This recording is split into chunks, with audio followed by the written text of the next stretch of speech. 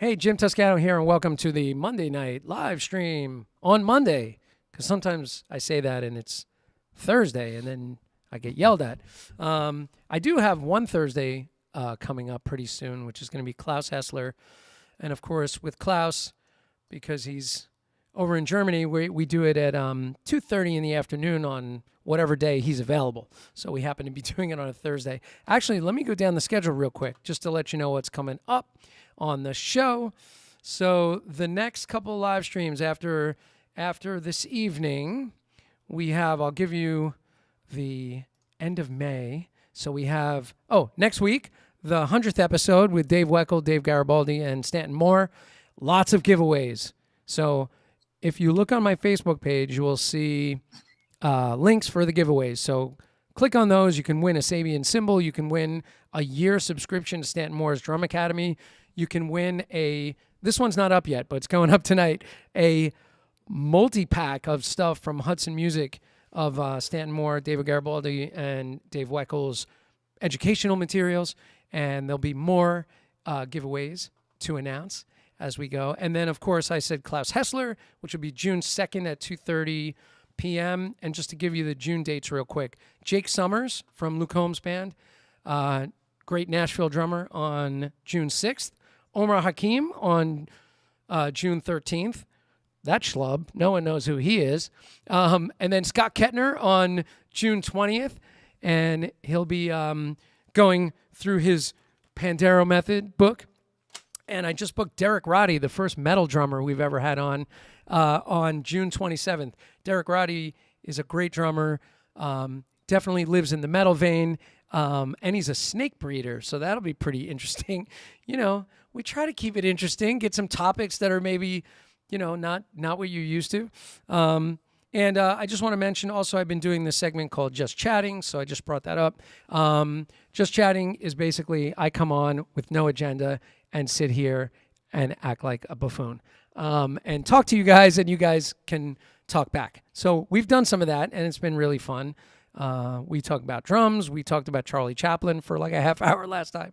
We talked about coffee, all kinds of good things. So that is still happening. So anyway, I'll do that later this week. So my guest tonight is a great musician, drummer, also quite the accomplished entrepreneur, and he's held some pretty incredible positions. I met him when he was still at Diodario. He was the president at Diodario and Company. He was also the president at Vic Firth at one time. He was also the drummer with Ringling Brothers and Barnum and Bailey Circus, which I wonder if I ever saw him playing with the circus. That would be crazy. I don't know if that happened. That could have happened, maybe. And he also played with the U.S. Air Force and other companies, and he's got patents. We're going to get into all the things that he's done, and he has these incredible consulting companies. So Traction Business Coaching and Peak Leadership Teams. So we're going to talk about that a bit. My guest tonight, the very talented, the very handsome Rick Drumm. There he is. And we're playing a track from your record. Yeah, I don't know if you recognize it. This is a pulled pork sandwich from Rick Drumm and Fatty Necrosis. Great record, by the way. Thank you, sir. Yeah, a little Nolan's action there. It's all about the pulled pork, baby. That's it. So you and I are bachelors tonight. My girls are away, and your girls are at a convention of some sort, so to speak. They're right? Staging houses. This is going to cost me. Yeah, definitely. Well, hopefully the food isn't staged. Hopefully there's some real food there, and they're having a good time. So I wanted to, first of all, as with all, like, you could do 6 degrees of separation with everybody, and it comes back to Dom. So I feel like, right? Doesn't it? It just seems it seems like everybody I speak to. Wait, by the way, here's the sound bite. I don't know. I play the drums. I like Italian food. I like to fish. I did slow that down, so that does sound like drunk Dom, but that's from Dom's book. But Dom definitely introduced us, and I think we met maybe at PASIC one year, and then I reached out to you, and we got together and we did a Diodario factory tour. So went through the Evans production line, and then at the end of that, we went up to your office and you were showing me that was the beginning of Promark, Select Balance sticks, which was your Right. brainchild. And Yeah. I remember just sitting there and you were showing me how, like the rebound version of the 5A. I'm a 5A player. And I was just astounded at how the stick was rebounding. And so you were giving me the whole science behind it. It was pretty interesting.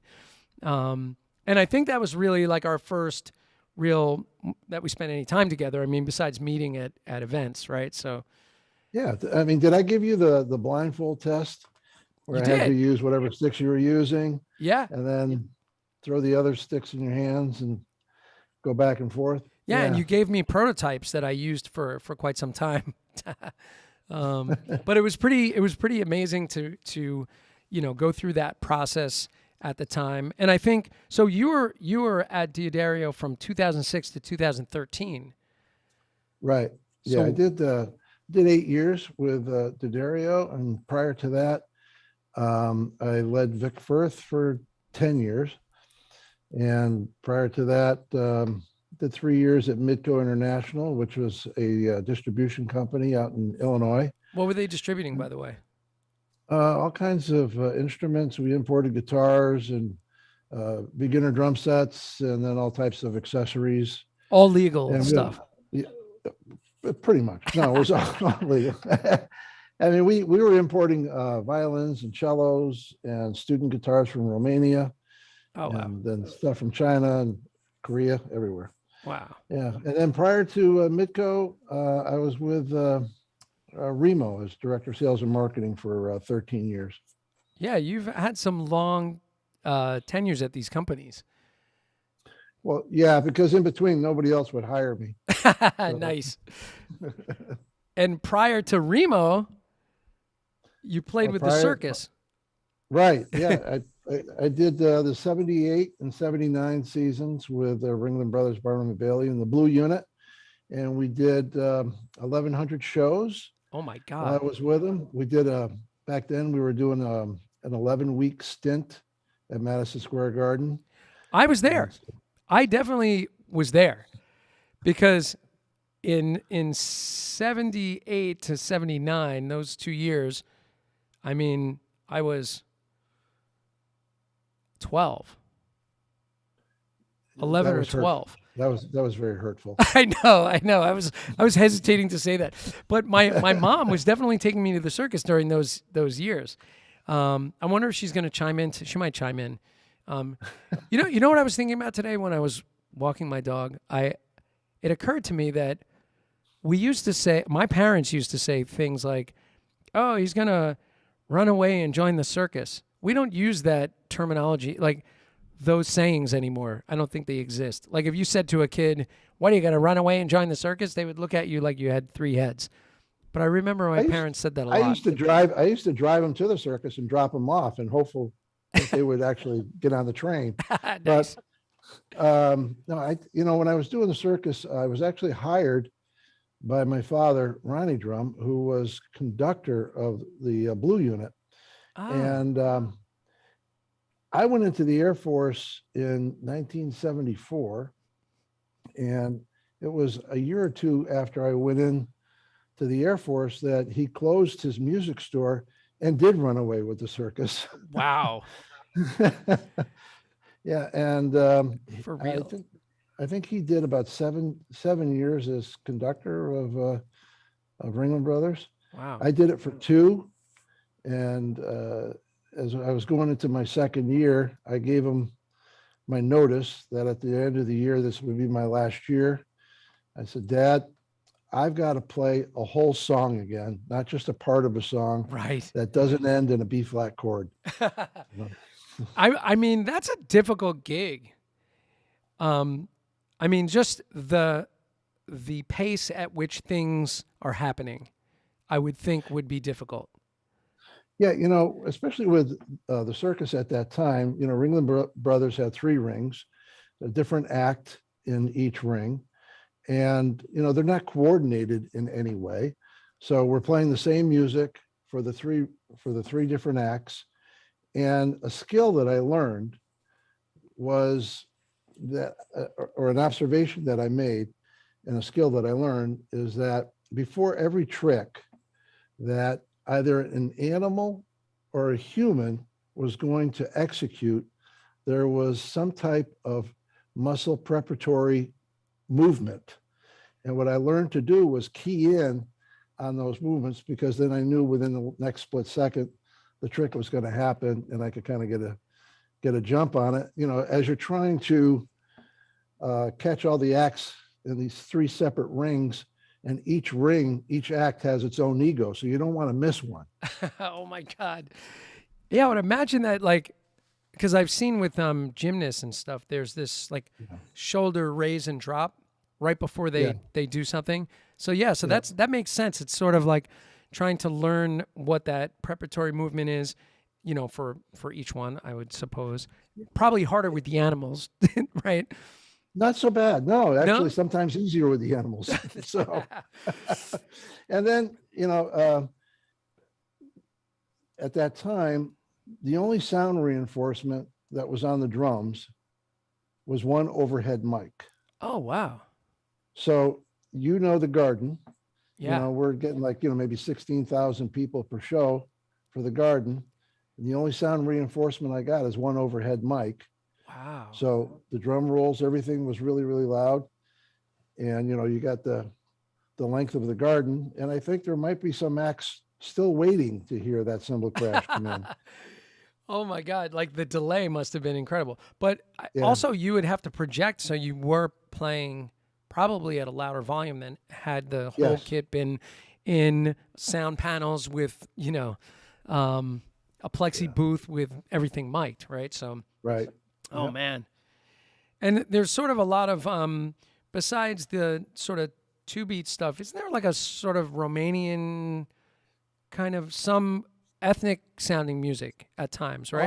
All different kinds. Yeah. We were playing a little bit of everything. Yeah. And then my father, as a conductor, he had to be very in tune what was happening on the floor at any given time, because things happen right during the show. Like, for example, one night at the Garden, we had, actually what happened was the New York Rangers went on the road. It didn't look like they were going to make the playoffs. The Garden took the ice off the floor. Circus comes in. We put the rubber mats on the floor, hang all the rigging, and we're doing the shows. And then Rangers get hot while they're out on the road, unexpectedly make the playoffs. And so they got to come back to the Garden, do their home games. And the show's producers didn't want to cancel the matinee. So they put the rubber mats right on top of the ice. Wow. Without any barrier between the rubber mat and the ice. So, of course, what happened were the mats frosted over. And the first thing that was going to come out at the opening of the show were these 3 horse troops from like Yugoslavia, Hungary, Romania, right?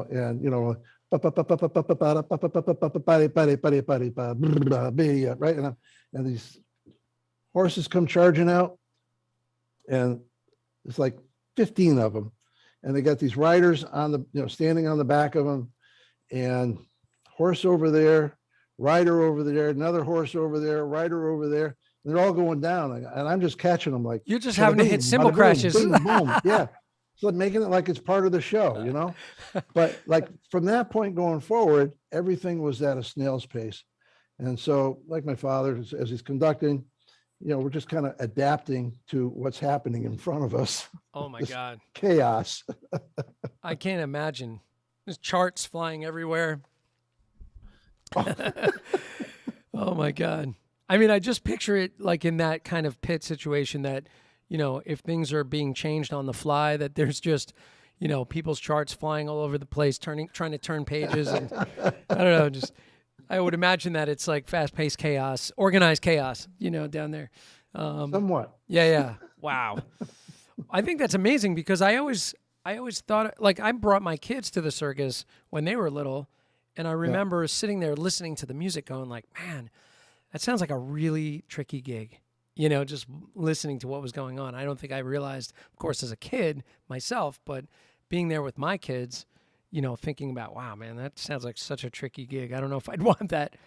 I remember Jojo Mayer talking about doing some kind of gig where it was that kind of music. I don't think it was the circus though, but it was that kind of fast-paced thing with all this international music with like dancers. It was a performance thing, but I don't think it was the circus.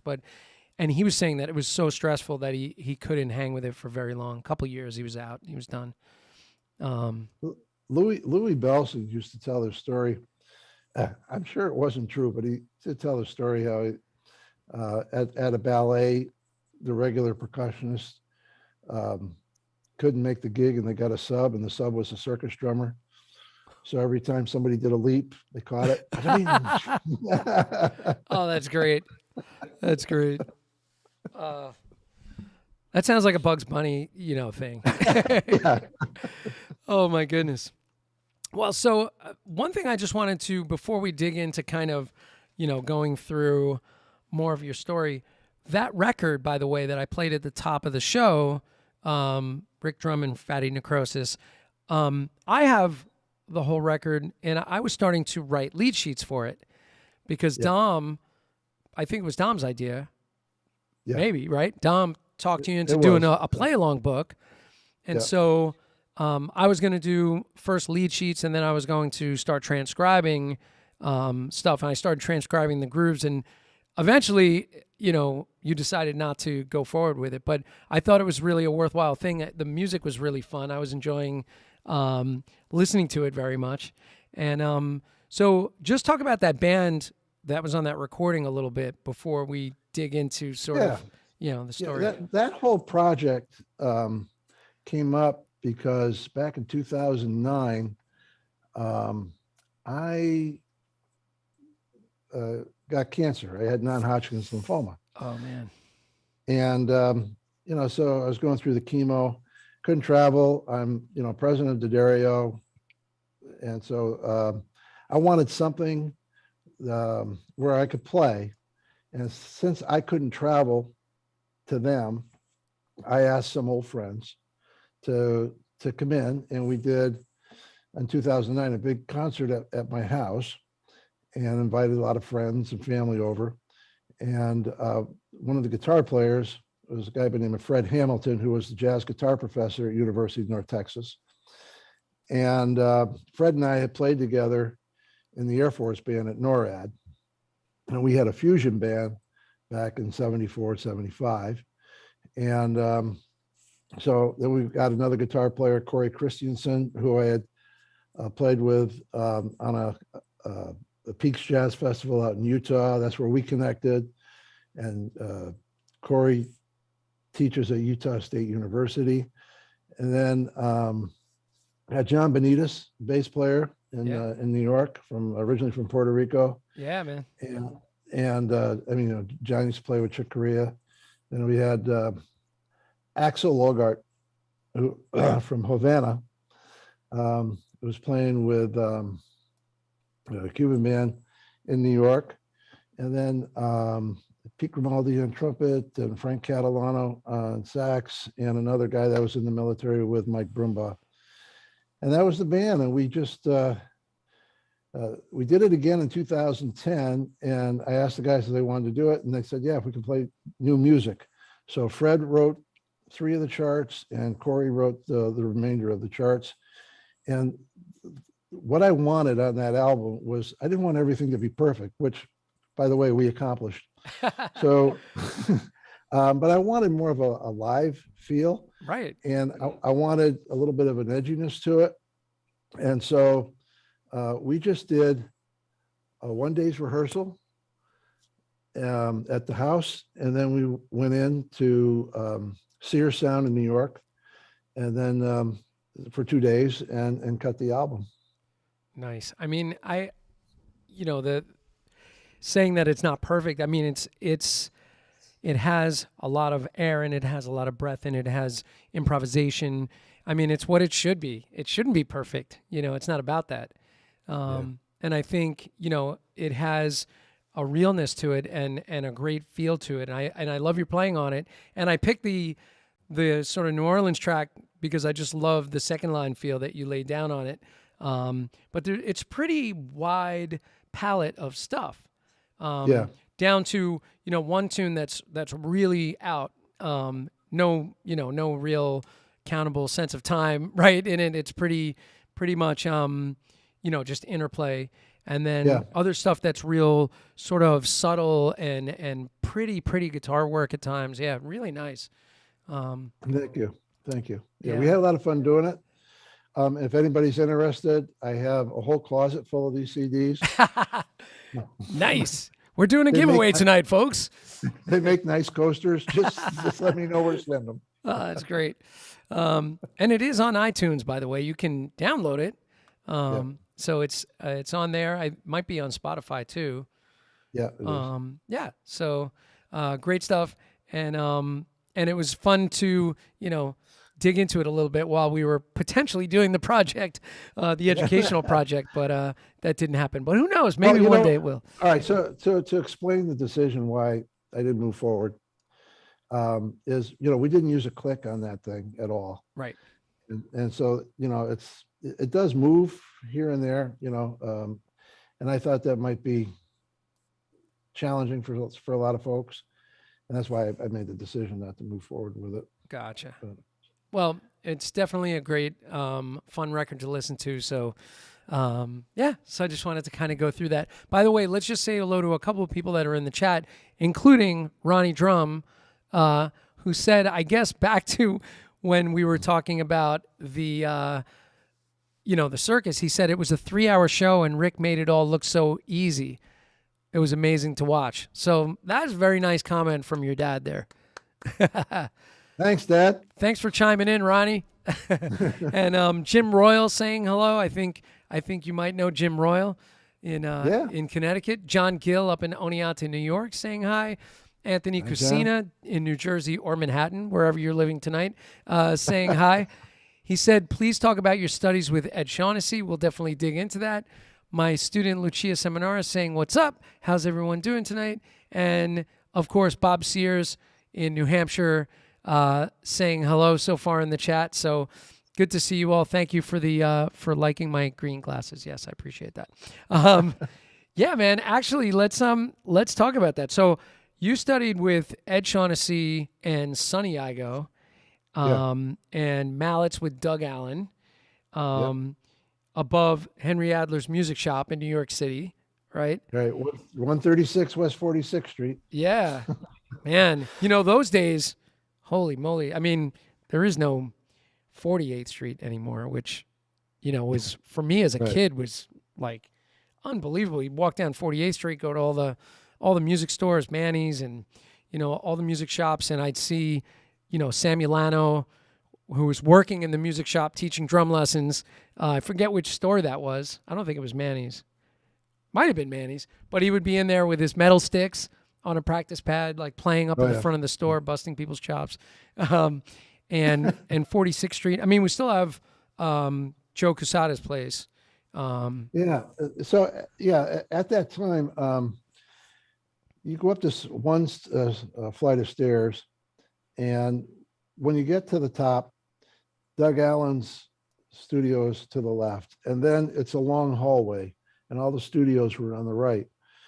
And the order of the teachers was Ed Shaughnessy, Joe Casadas was next door, Sandy Feldstein was next to Joe's studio. Sandy ended up being a prolific music methods author and vice president of, he was president of CPP Bellwin, and then also vice president of Warner Brothers Publishing. And at the end of the hallway was Sonny Igo. Right. And so it was really a dark hallway, and there was one chair that was in the hallway for a student who was waiting, with one bare light bulb hanging from the roof. It's like, all right, so if you sat in the chair, you felt like you were about to be interrogated by somebody, you Yeah. know? Yeah. That sounds scary. So anyway, yeah, I'd go down and take my lesson with Ed. I started in my freshman year of high school. I had won a National Endowment for the Arts Travel Study Grant, Oh, wow. which gave me the opportunity to go down. I was one of 28 people in the country that won it. And so it's take the bus from Springfield down to Springfield, Massachusetts, down to Manhattan, get off at the Port Authority, hang out in the street for a while. Ed would schedule my lessons for about 1:30, and then it would be about an hour and a half lesson. We'd run over to NBC Studios over at the Rockefeller Center, Studio 6B. And then I sat down behind him every other week for 2 years, just watching the Tonight Show rehearsal. Oh my And in the God. band back then, we had you had Clark Terry as a regular sub. You had Snooky Young. You had Richard Davis on bass, Ross Tompkins on piano. You had Arnie Lawrence in the saxophone section, along with Tommy Newsom, and of course Doc Severinsen and Bucky Pizzarelli. Yeah. You know, so it was an awesome band. And then they saw this pimple-faced kid sitting behind Ed every other week, and eventually they knew I was his student, and they would come up and ask me questions about what I was learning from Ed. And I remember this one day, Clark Terry was asking me about my cymbals, about, you know, what kind of cymbals, what's their frequency, you know, so these certain cymbals, this frequency, I don't like it when I'm soloing, you know, it kind of gets in my ears, you know, so it was kind of learning these different things that you're not going to learn necessarily within a drum lesson, but just being able to have access to all these guys and just listen, right? Just open my ears, shut my mouth, and learn. Wow, unbelievable. I mean, that's an amazing experience. The fact that he would bring you, I mean, you can't buy that kind of education. You can't. Oh my God, that's amazing. You didn't ever get to sit in, did you? No. Come on, kid, get up here. That would have been amazing. No, they were just, you know, it was usually just a rehearsal for whoever the musical artists were going to be and whatever music they were going to play for the commercials. Just being a fly on the wall in that situation is just amazing. Yeah. And what would you know, how would you describe the very first lesson? So, I mean, obviously you knew who he was. You were going there to study with him. What was that like, that first lesson going in? Do you remember it? Like what it felt like and what that was like? Well, of course, I was very nervous. Yeah. I was given a high recommendation from a former drum teacher, Joe Raish, who I studied with in Massachusetts after I studied with this other guy, Dominic Vianney, who Dominic gave me the foundation on George Stone and stick control, because Dom had been a student of Stone's, right? So it's like, you know, Dom's story. Yeah. In terms of, if you can't study with the guy, study with the guy that studied with the guy. Yeah. And so, you know, I was nervous, and he had me play a little bit on the kit, and then, okay, let's see what your hands are going to look like or look like. And then, like, he noticed I had my pinky out here over here, and he said, okay, we got to get rid of that. I said, we got to cut it off? What do you mean? Got the bolt cutters out? You know, because that's causing tension here. You know, so anyway, we spent a lot of time on technique, and he wrote out some exercises. I still have some of the exercises that he wrote out. The handwritten stuff. Wow. Yeah. And then, you know, just talking about music. Yeah. He gave me that introduction to, that was actually my first introduction to Indian music, you know, because he had been studying tabla. And so he liked to talk about that. And it was just an awesome experience. Wow. You know? Oh my God. That's so great. And so Ed Shaughnessy, did you ever go to you were at those rehearsals. Did you ever get invited to go watch the show? I ended up going to the show in Los Angeles. Oh, okay. After they moved out there, and I was working for Remo.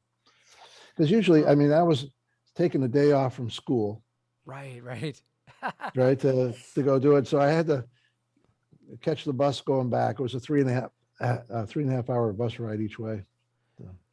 Playing hooky to study drums. Yeah, exactly. So after Ed Shaughnessy, then you studied with Sonny after? Yeah, after. So the Tonight Show moved out to California around July of 71. And Ed recommended me to Sonny. And then didn't miss a beat. I just started studying with Sonny. You just had to go a little further down the hall. Just go a little further down the hall, go past the light. Past the light, the light bulb that was like dimming, going off, coming back on, Yeah. sitting in the chair. Yep. So And it was also an awesome experience. yeah.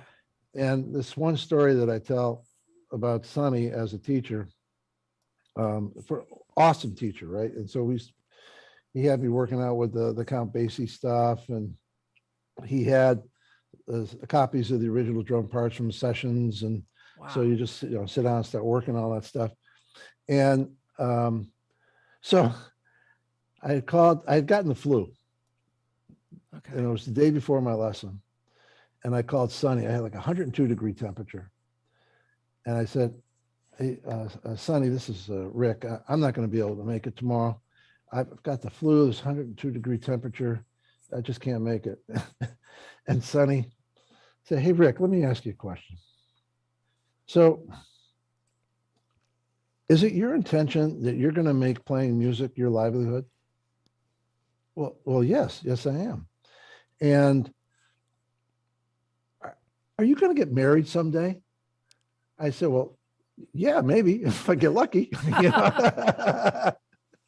And then, "Do you expect to have a family?"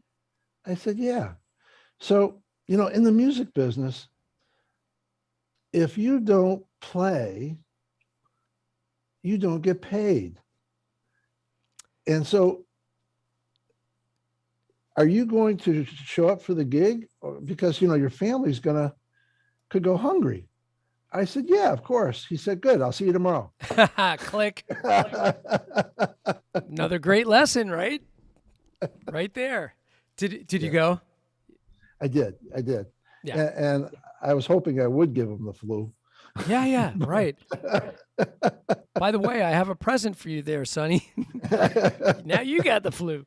But yeah, I mean that's old school. Yeah, that's old school. Yeah, these I days. figured if Sonny's pulling that, he needed that $20 more than I did. Yeah. These days, a kid gets the sniffles. They're like, I can't do my lesson this week. Although now, with because everybody's online. Yeah. Those days are kind of over a little bit. It's like snow days. Forget that. Yeah. Oh, that's pretty wild. So, anything else about Sonny, like teaching style from Ed Shaughnessy to Sonny? If you had to give like a couple adjectives to describe the teaching style of Ed Shaughnessy and then the teaching style of Sonny, which we can kind of gather from the flu story. I mean, right, but some similarities. But Sonny had me reading more snare etude type stuff. Right. He really wanted me to lock in my reading, and but also with the big band stuff, style, feeling. Yeah. And Ed, again, a lot of the same, but Sonny we worked more on my hands, I think, with Sonny than I did with Ed.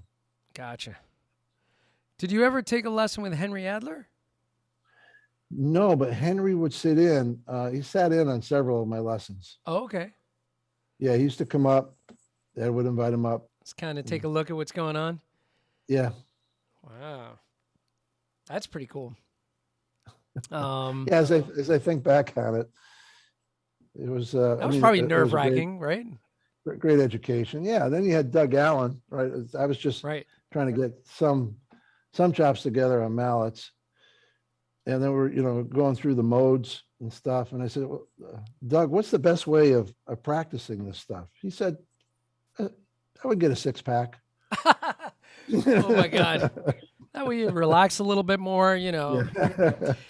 Yeah, I always felt like, studying mallets, I always felt a little bit like Fozzie Bear from the Muppets.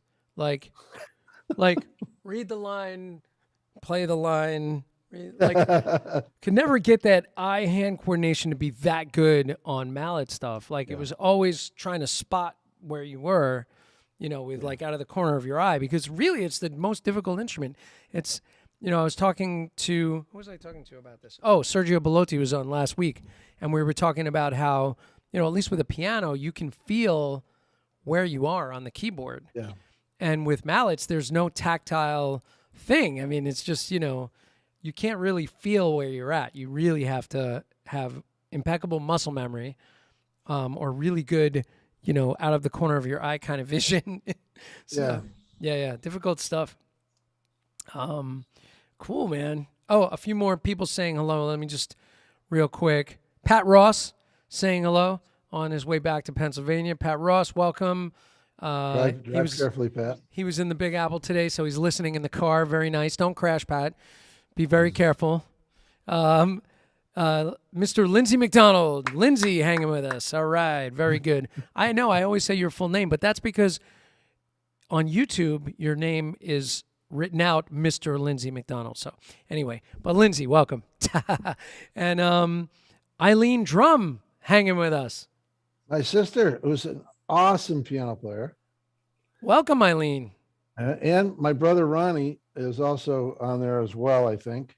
So I better mention him, because I'll tell you the truth about Ronnie. When I was traveling doing the circus with my father, then Ronnie joined us on the circus, but he was selling programs, making 25 cents each. And true story, Ronnie was making more than my father or me. Oh my God. Selling programs. Really? Yeah. Oh my God. That's crazy. Yeah. What was like, what was like a circus musician salary in the 70s? I was making on the first year $400 a week, paying all of our own expenses. I was pulling a 32-foot fifth wheel trailer with a pickup truck. And so, yeah, there wasn't a lot left to put in the bank. Wait, you were driving one of the trucks? I was driving. Yeah. Yeah. Driving to all the gigs. That's called job security. If you're playing music and driving, that's job security. Well, the circus did offer a stateroom on the train. Oh. Now, that sounds impressive, but the stateroom was 6 feet by 7 feet. Wow. And I had my first wife with me on the show, Cheryl. And well, we know how that ended then. yeah. Honey, we're living in a 6 by 7 room. That's okay, right? Oh my God. Yeah. So anyway, that's why we got the trailer and the truck.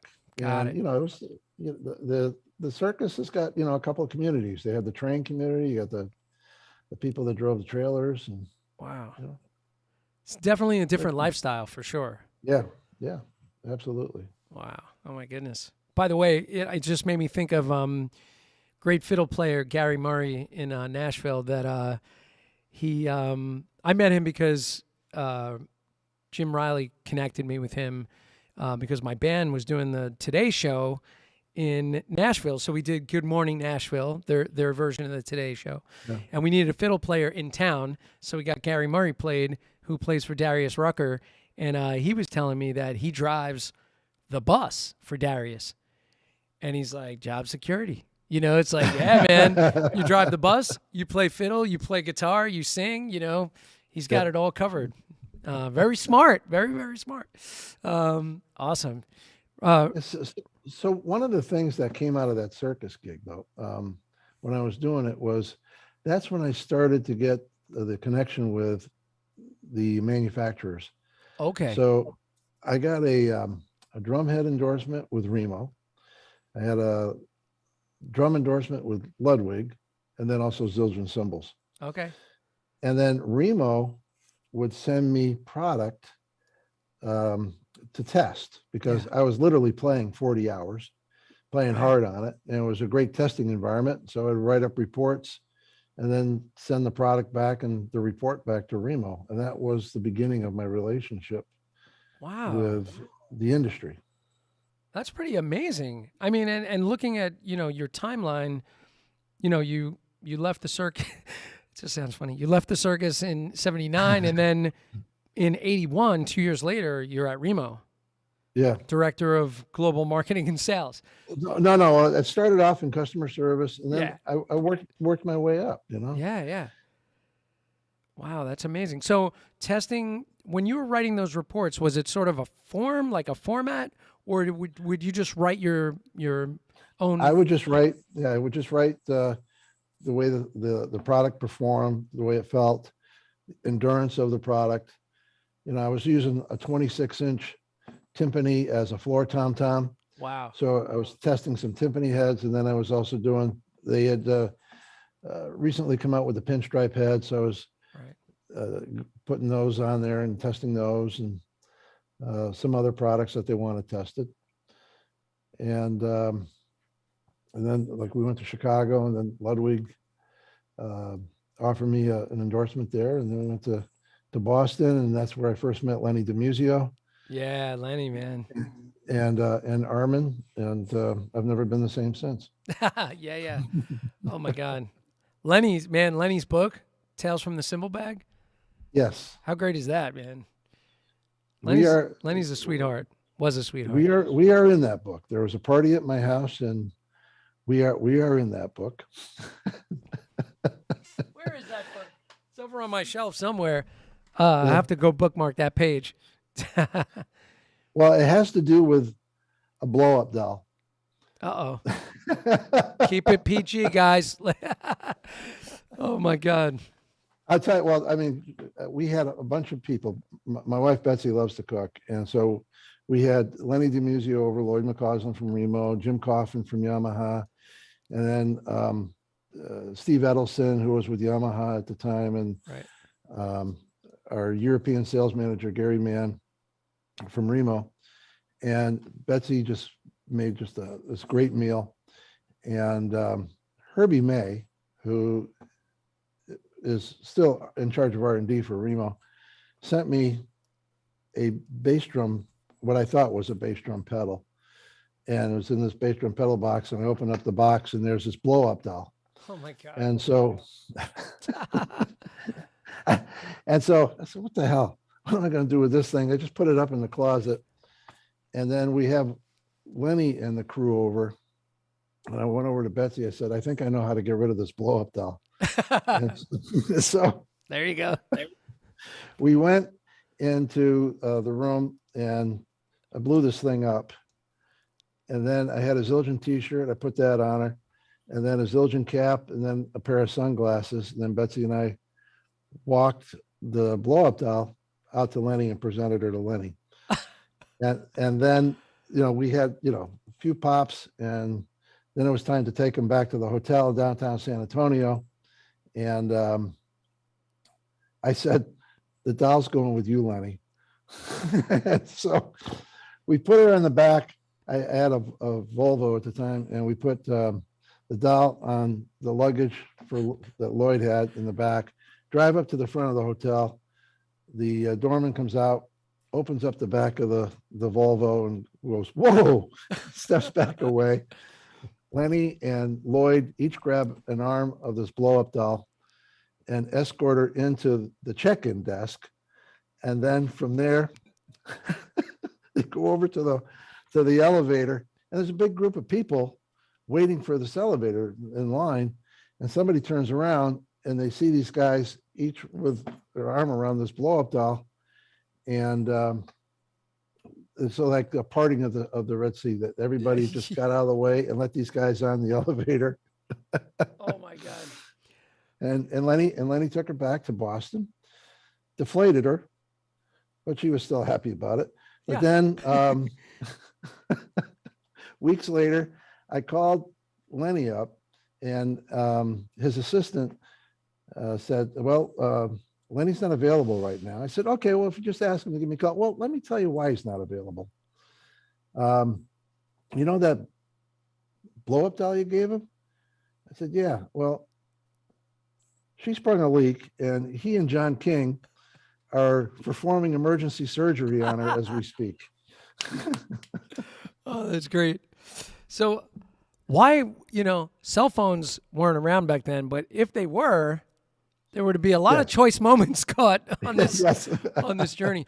And, luckily you and Betsy were able to rehome, this poor doll, which needed a home. And so it was very charitable of you to do that. Yeah. We tried to spread the love, so to speak. So to speak. By the way, Ronnie said that at the time, back to the circus for a minute, because the chat window populates a little behind. He was making $700 a week at the time. Oh, my brother. Yeah. Your brother. Oh, that's right.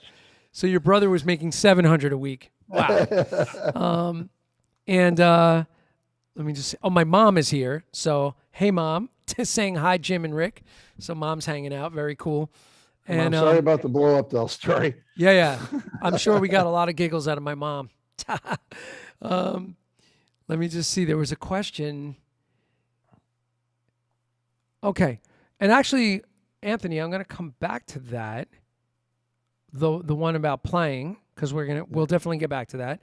But he said, Rick, you've accomplished so much in your career due to your work ethics, which I would have to say has got to be a big part of this answer. But what do you think is missing in today's work ethics? Which, yeah. You know what? I don't know that it's work ethic. I will tell you what I feel is really missing. And there's a big gap. When students or people start to enter the workforce, one of the big things that's missing is what's known as the soft skills, and which Dom Famularo and I refer to as the essential skills.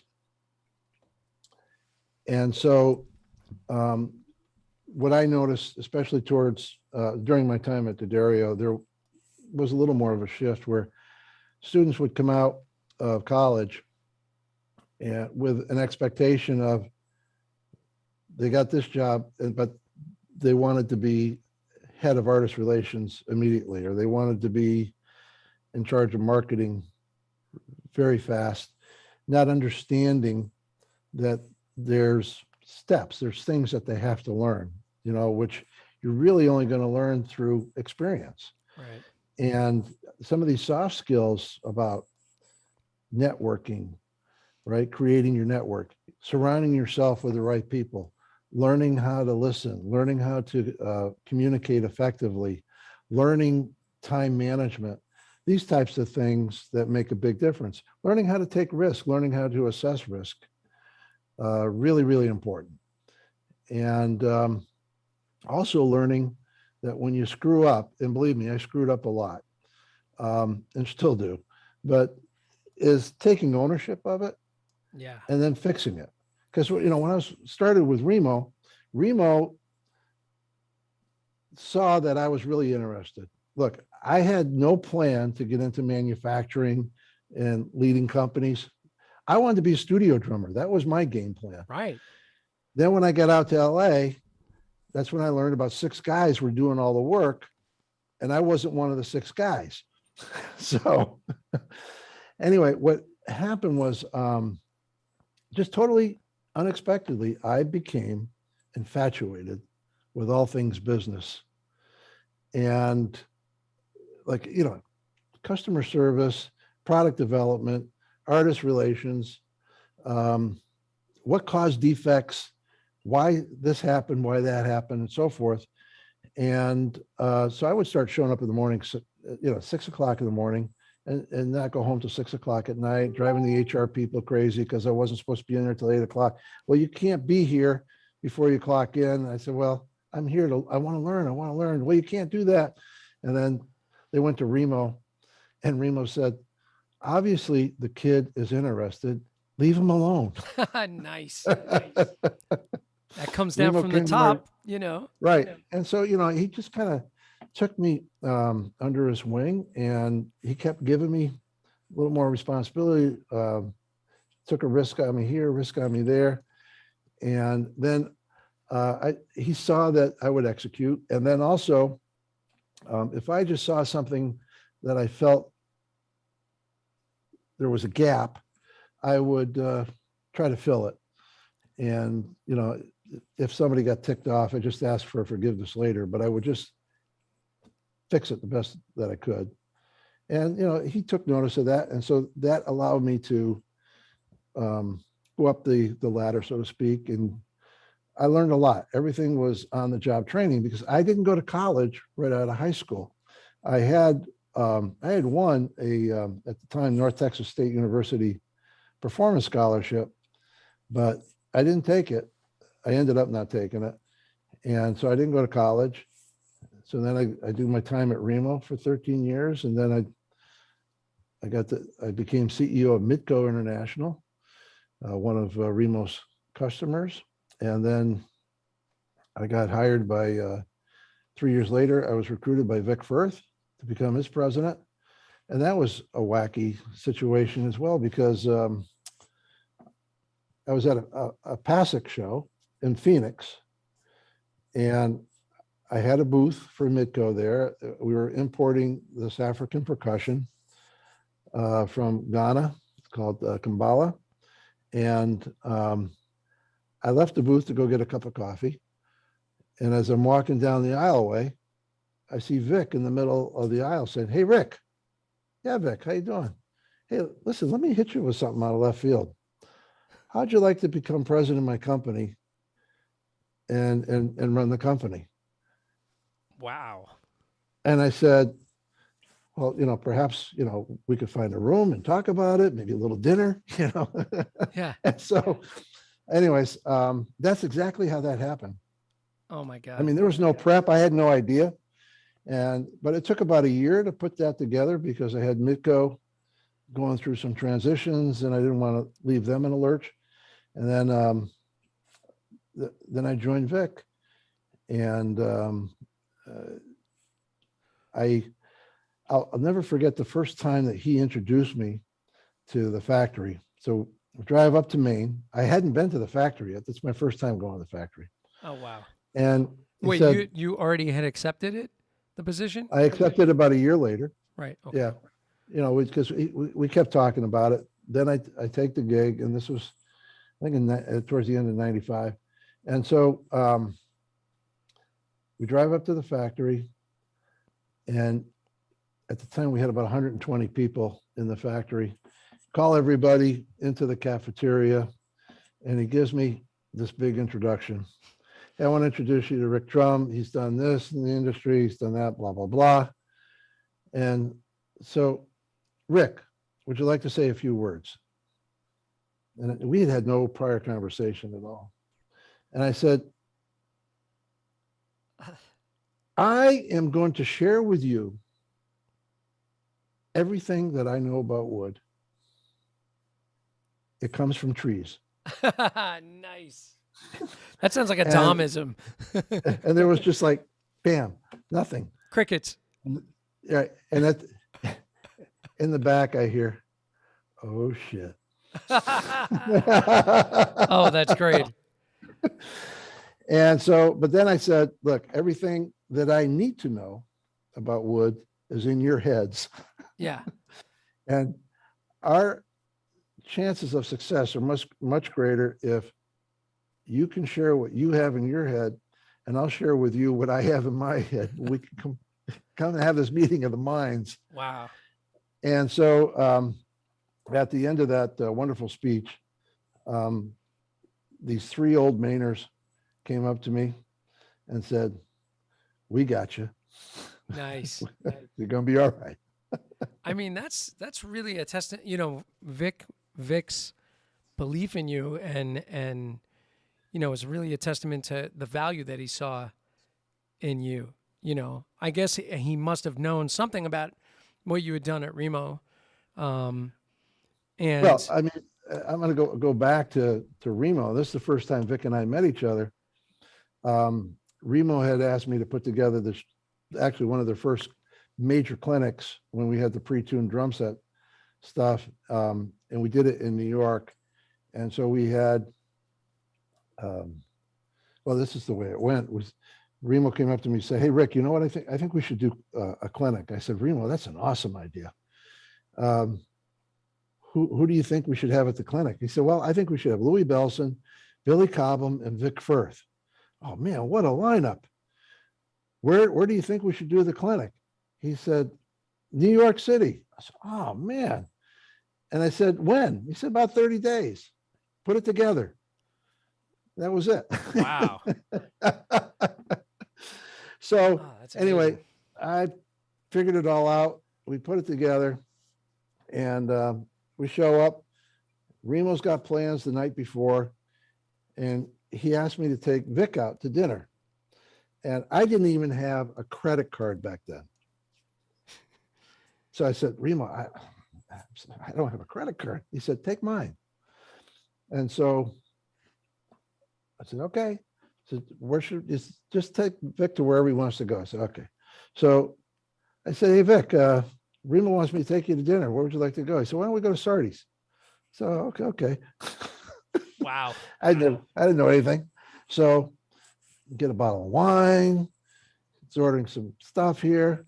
And I get the check. And the check is like for $67. I had never spent that much money in my life for a meal. And he noticed the look in my face, like my eyes must have got this big. And he said, "Hey, Rick, you want me to get that check for you?" No, this is on Remo. And so next morning, Remo asked me, "So how did the dinner with Vic go?" I said, "Well, Remo, it was fine, but I'm afraid, the expense got a little bit away from me." He said, "How much was it?" I said, $67. And he just broke up laughing. Oh, that's great. But then he asked for his card back. Yeah. You can't have this anymore. Oh, that's great. But that was the first time I met Vic. We kind of stayed in touch. My wife and Betsy and I had our honeymoon at Vic's place on the ocean. Oh, wow. There was a cottage in the back of the property, and that's where we spent our honeymoon. And we'd go out in the boat with Vic, and it was awesome. Oh my God. It's funny, just a quick comment about Vic. The few times that I had met him or had conversations with him, he reminded me of like a guy that you'd see in an old movie, and I always pictured him like because he kind of had a jacket like this, like a red velvet smoking jacket, like sitting in a chair, smoking a pipe or something, like he just looked like classic Americana kind of, Oh, yeah. look to him, and so, sort of dapper and polite and just fun to talk to. And And he was awesome. I learned something special from each person that, whose company I ended up leading. And that was with Remo, it was all about innovate. Right. With Lowell Samuel, who ran Midco, was don't be afraid to ask anybody anything at any time. And man, would he. Wow. Right. And then from Vic was there are no limitations. Right. And just keep perfecting as best we can. Keep making it better. And then with Jim D'Addario, it was improvement, incremental improvement. Right. And then some innovation. So it's kind of a combination of everybody. And then at Vic Firth, I was really fortunate in that we had just a tremendous team. Yeah. While I got to lead these companies, I always had great teams, always. And at Vic, we had an awesome team with Neil Larrabee. And Neil was a great guy, man. Yeah. He is a great guy. Yeah. And we had great people up at the factory, Dave Crocker. And then we had, Tracy Firth and Kelly Firth and Chuck Moulton. that was kind of the core team, more or less. And Joe Vasco, who was a great guy for, director of sales and marketing. And so it was the team, and there was a dynamic. There was a lot of conflict at times, and you need conflict to grow.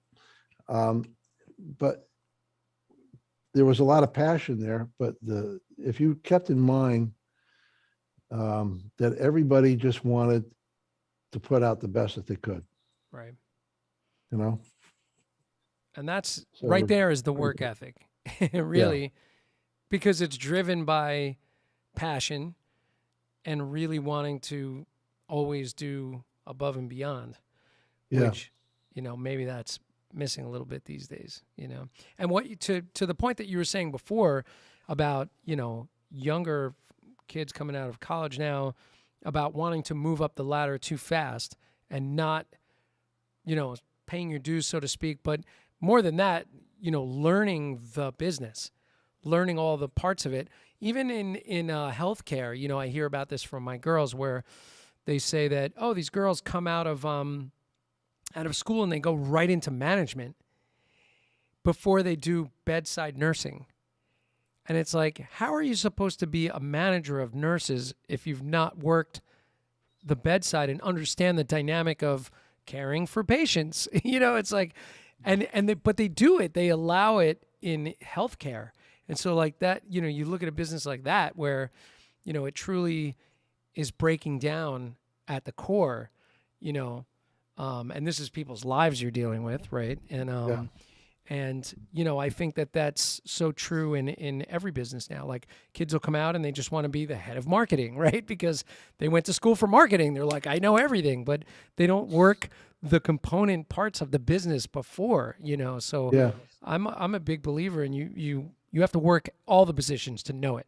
If you were going to own a restaurant, you should have at least been a waiter at some point, a chef at some point, working all the different parts of it to understand how the nuts and bolts are, so it's crazy. Yeah. Yeah. I think that's a very accurate statement. Yeah. It's For crazy. a lot of them. I think it's also really interesting, all the products that kind of you were spearheading, and also you have you own patents for some of this stuff, right? I'm listed on the Or patent. you're listed on the patent. When you work for a company, the company owns it. Yeah. You're just listed on it. So, right. But still, I'm a hired gun. Yeah. Right? I'm a side man. That's right. But that's cool. I mean, that you're listed on it because of what you brought to the table on that particular product. So that's pretty amazing. I did want to ask you one thing. When were you at Remo when they signed Terry Bozzio? Yes, I was. So what was that like? I just thought maybe there's a story in there, Well, I mean, I signed Terry, and Terry just thinks differently. Yeah. Right. And it's a whole approach to playing and the setup. And I'm glad that when we signed him, it was only 2 bass drums. Right. Yeah. Not 3 rack toms and 2 on the floor. Yeah.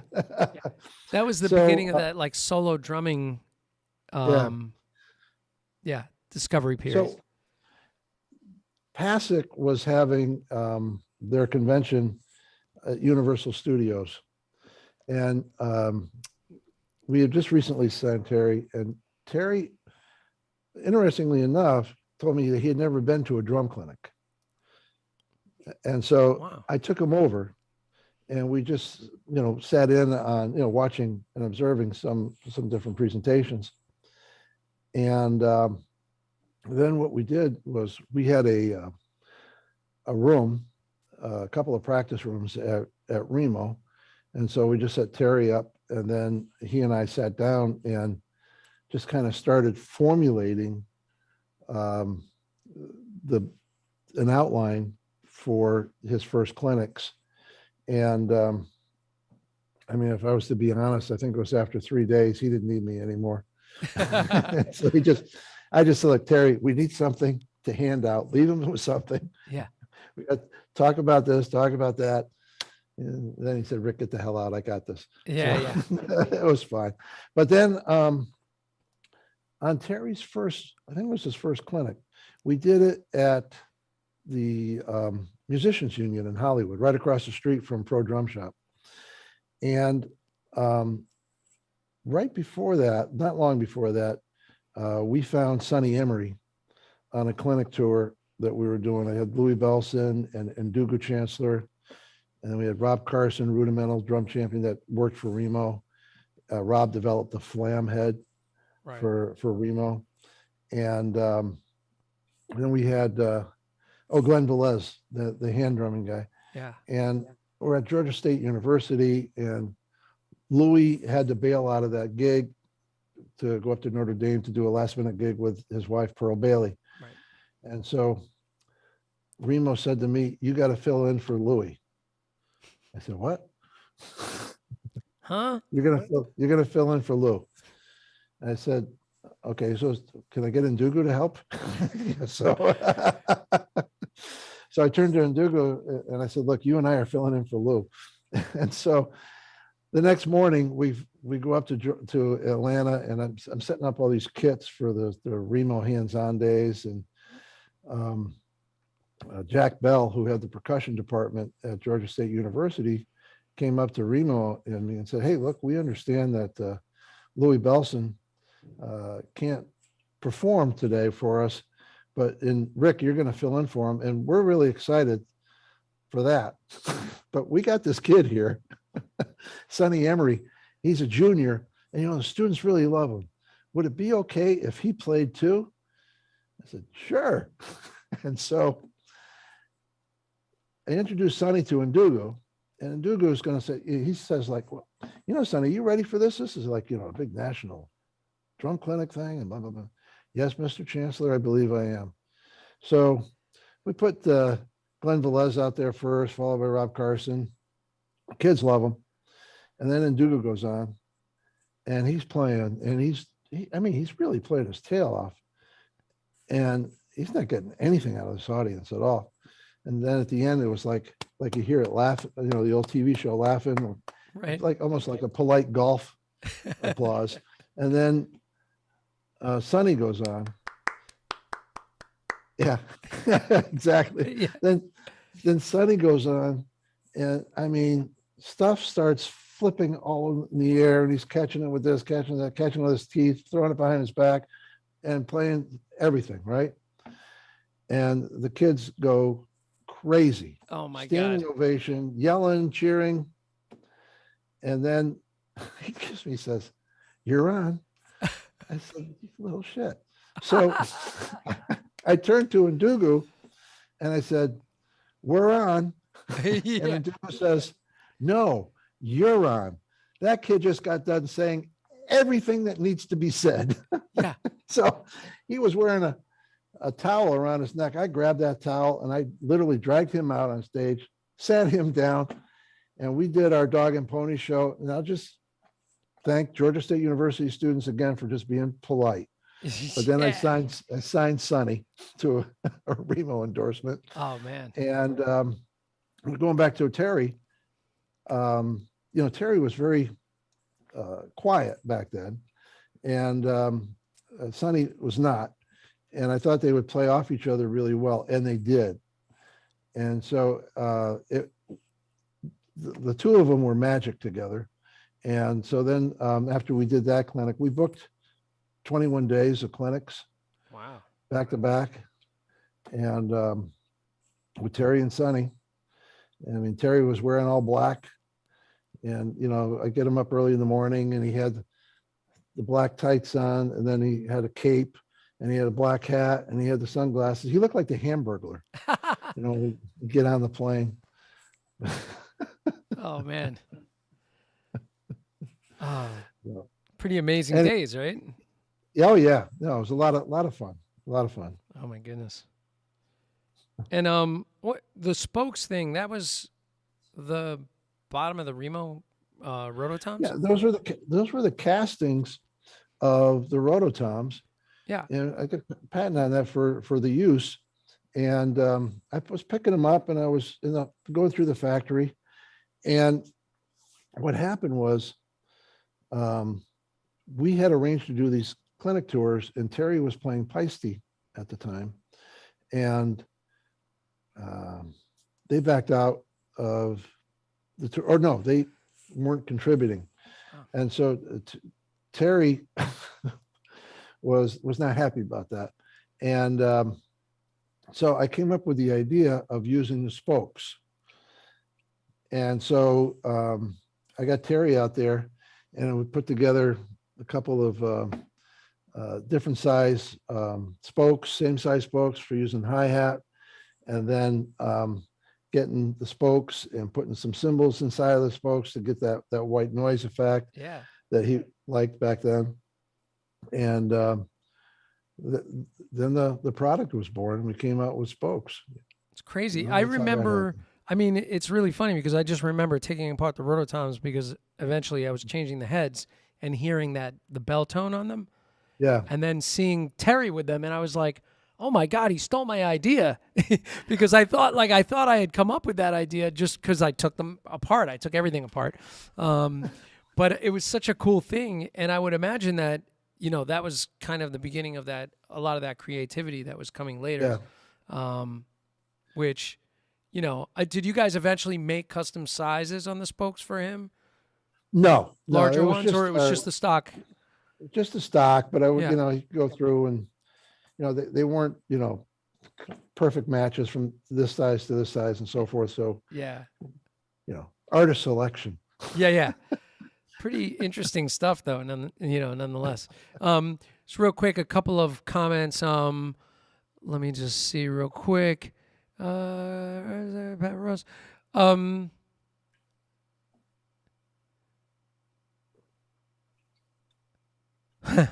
Well, Pat Ross, I mean, this is something we can talk about afterwards, but Pat Ross had a drum shop in Erie, Pennsylvania from 82 to 2002 and loved Midco International. Had a wonderful salesperson named Donna. Yeah. That he wants to get in contact with if possible. So maybe we could talk about that later. Is she still available to be, is she still kicking around? Is it Donna or Donez?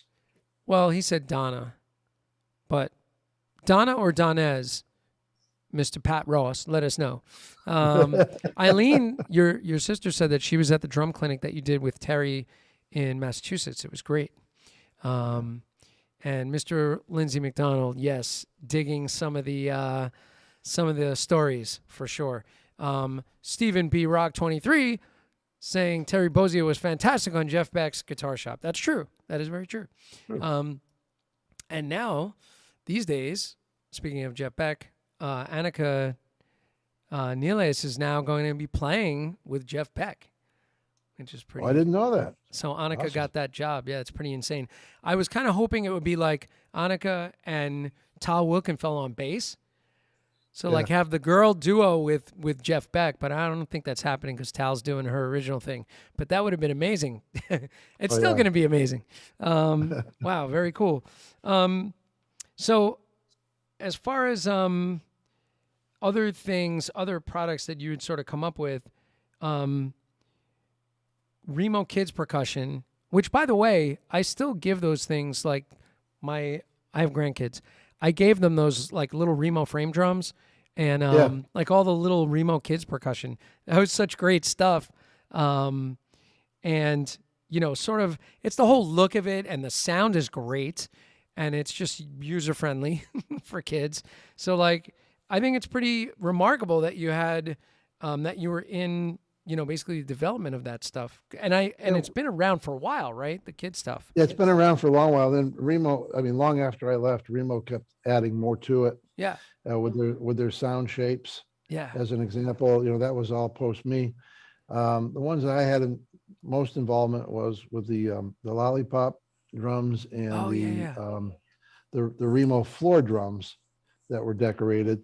Right. And, how that idea came about was I was at an early childhood music conference and Hohner was the big supplier, and they were just using these drums that were 6 or 8 inches deep, and they just put them on the floor, but you hit them and it was like a thud Yeah. because there was no way for the air to escape. It was just a shell on the floor.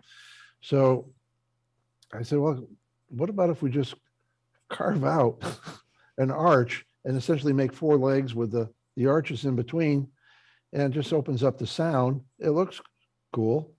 And that's what we ended up doing. And that's how that product was born. And it started with an 8-inch drum. And then Remo's philosophy was, well, if we can do an 8, then we should make a 6, an 8, a 10, a 12, a 14, a 16, a 20, and a 22. Wow. And I said, Remo, why are we doing that? And he said, because we can. Right. But see, from problem solving, the product gets born, and then Yeah. Remo wants to take it to the next level, right? So that's very cool. I mean, listen, innovation comes out of, problem solving, right? So, Yeah. and that's kind of where you come in. I mean, I would think that a lot of like the drive behind the Select Balance sticks is kind of like, how do we make a stick that does what people need it to do? And, Yeah, the Select Balance, after we acquired ProMark with D'Addario,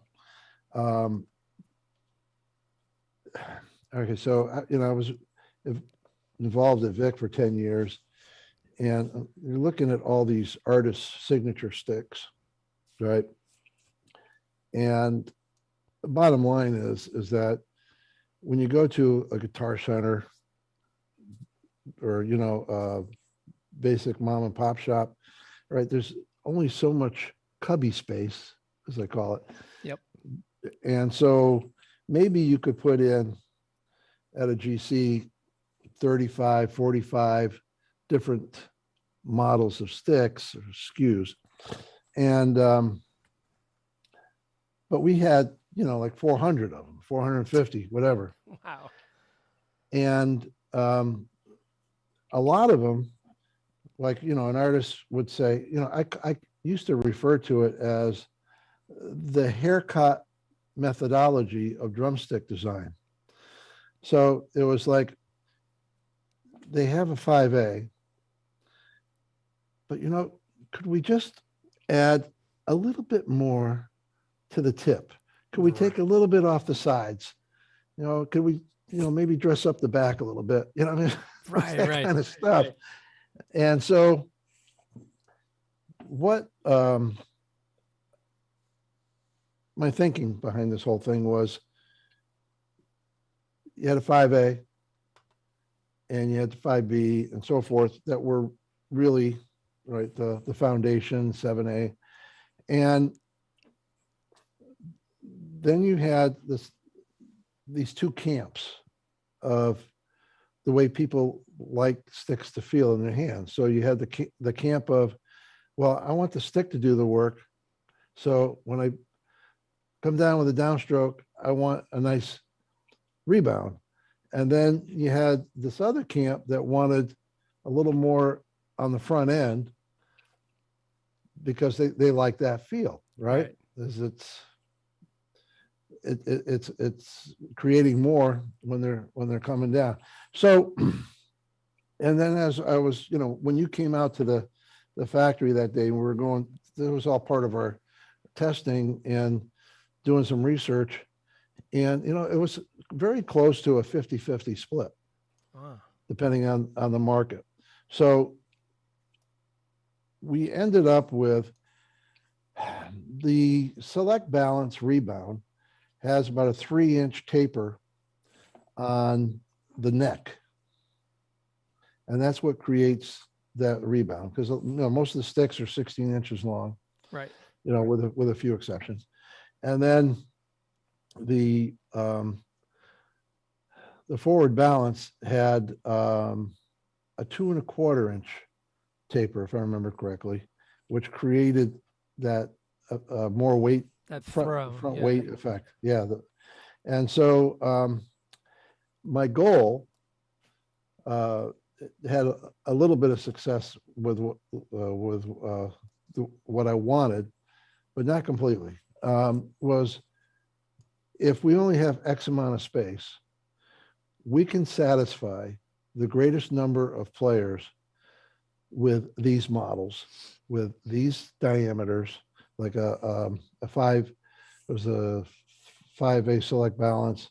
It was when it first came out, it was called the 565 because that was the diameter of the stick, Right. 0.565, right? And so that was the thinking behind it. And they're still around. Yeah, they're still You around. know, they're still happening.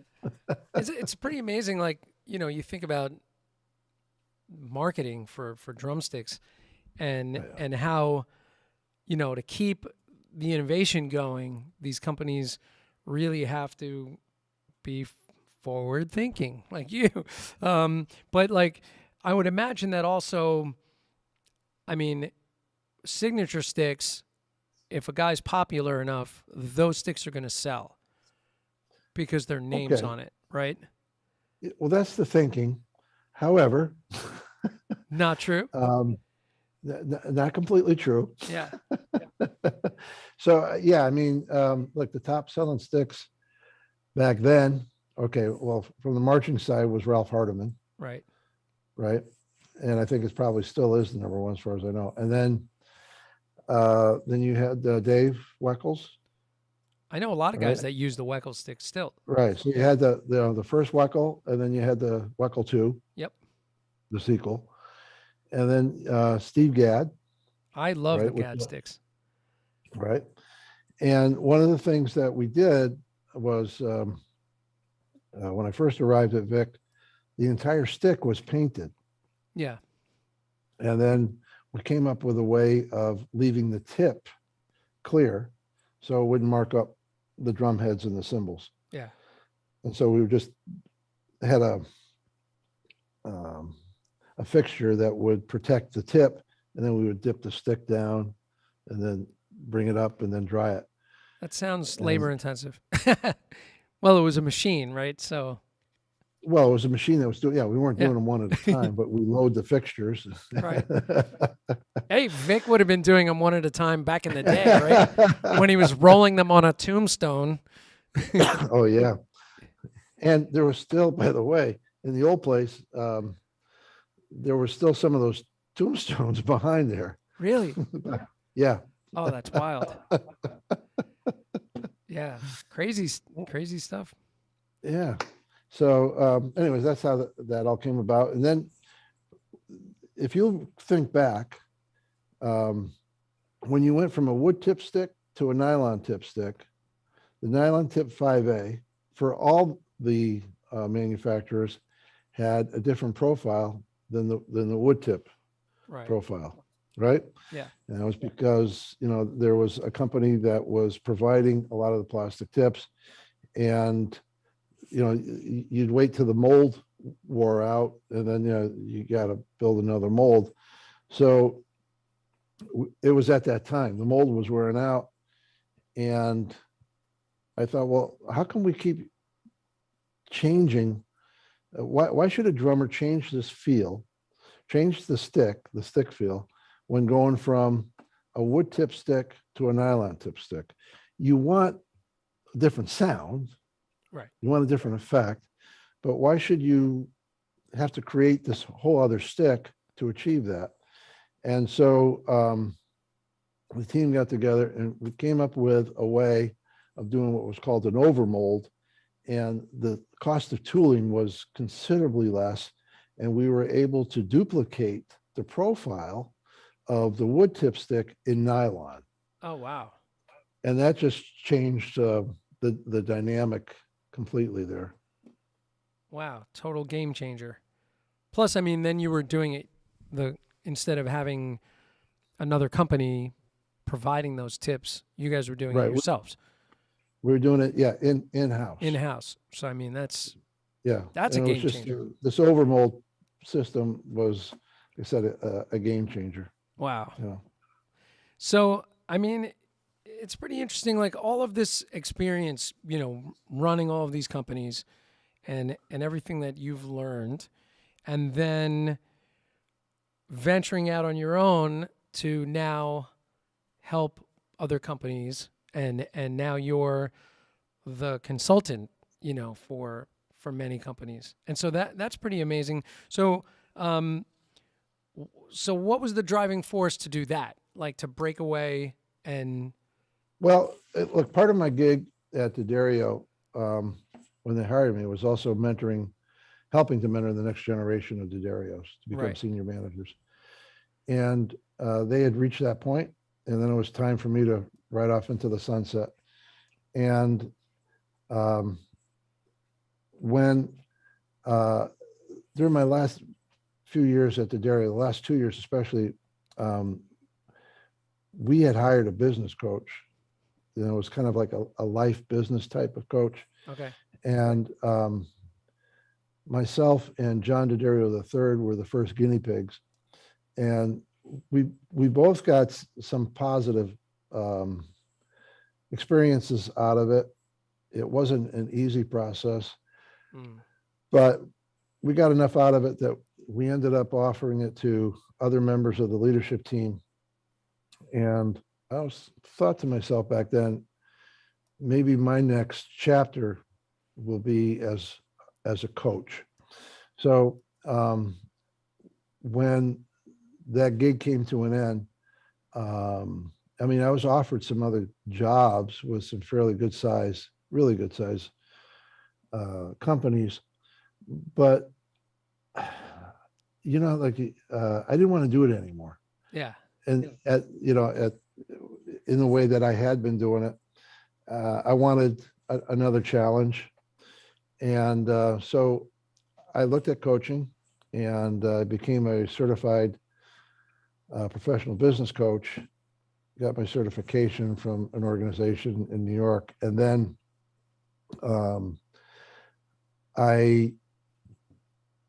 my first intent was to do one-on-one executive coaching. And then I found out about this system called EOS, the Entrepreneurial Operating System.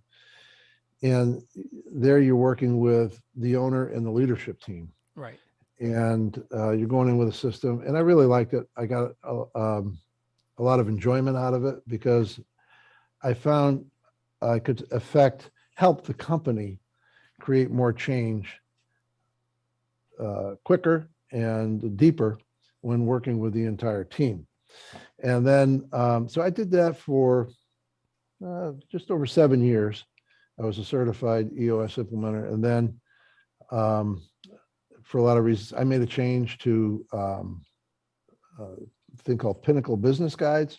right, And there we could use the best of these different systems and really meet the company, the leadership team, where they were as far as their evolution. It's like, when you're dealing with a drum student, they're all not coming in at the same level, right? With the same experience. And it's the same thing. So I wanted to meet the company where they were, and they're all in different places. And also each leadership team has their own learning style, or they might have multiple learning styles within the team, but they all have their own tempo. And so I need to adjust. It's kind of like on a gig, you got to connect with the audience. You got to figure out what's going to play, right? yeah, And in that sense, it's very similar. So I've been having a blast over the past several years. And so I had started Traction Business Coaching, and then I changed it over to Peak Leadership Coaching. right, It's actually Peak Leadership Teams. And then I live in Amherst, Massachusetts now, and the adjoining town is Hadley, Massachusetts. And I have a 2,200 square foot Peak Leadership Team Training Center. And it's awesome. So I have a combination of Zoom, full day Zoom sessions that I do with clients, like, 7, 8, 9 hours. And then, or I'll go to a client for those that want me in person. or they come here to my training center.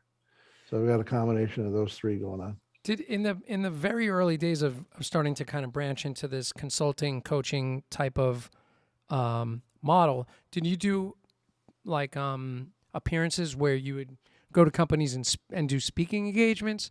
Did you do any of that, like Dom had done, sort of motivational speaking engagements, or did you go right into this kind of a model? No, I went straight into this model. Yeah. I have done some speaking at trade shows and things like that, but Yeah. I started this business before going into it. These systems that I teach are proven systems, been around for decades. Right. The tools have been around for many decades. It's how you teach them. Okay. It's stick control. Yeah. It's coordinated, independence. There's some fundamentals that we deal with. And here's the thing that I find really interesting. In music, and I'm fortunate to have known a lot of great musicians through the years, and some of them, like much older than I am, that are still playing. And the one thing that's really consistent with those guys is they're constantly learning and they're constantly practicing the fundamentals. Yeah. Right? Yeah. The foundation. And it's like sports teams, right? Before every season, before the beginning of the season, the sports teams are in training camps. And what are they working on in training camps? Blocking, tackling, catchers, pitchers. Yeah. Okay, we got to cover first base. It's fundamentals. Working on the fundamentals year after year. And I don't care who you are. You could be the greatest in the world. You're working on fundamentals, right? And when the team is struggling, what do the coaches have them working on? Fundamentals. Right. You got to get back to it. Now, when we get into business, we don't have that. We do not have that. We get somebody out of school, if they're coming in from school, right, or, wherever we're bringing them in from.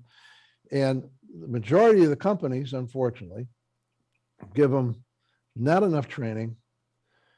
And then they take them by the collar and the belt and they throw them into the deep end of the pool and say, swim. Right. Right. And I'll be back in a few days to check on you. And and unfortunately it's a common story.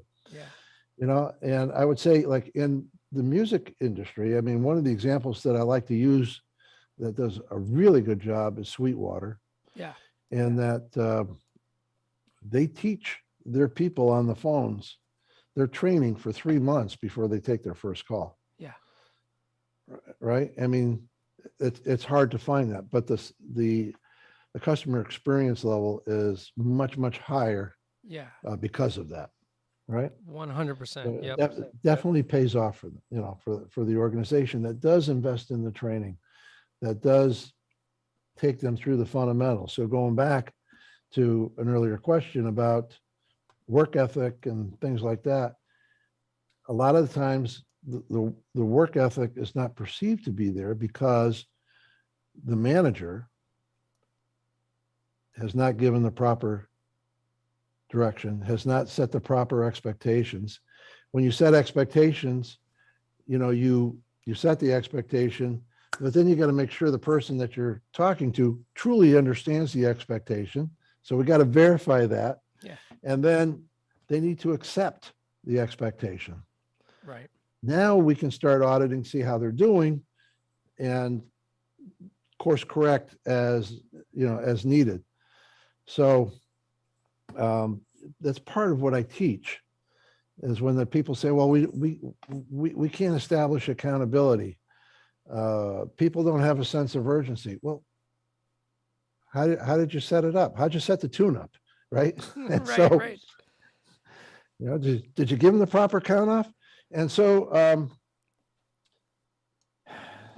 when I work with the owners, my first day in working with a client, I say this: I want to congratulate you on the success that you've had so far. I also want to say to you that every single problem that exists in this organization is on you. 100%. Anybody want to debate that? Yeah. Because they're the people that are making the decisions. Yep. They're the people that allow certain behaviors to exist. So It's interesting.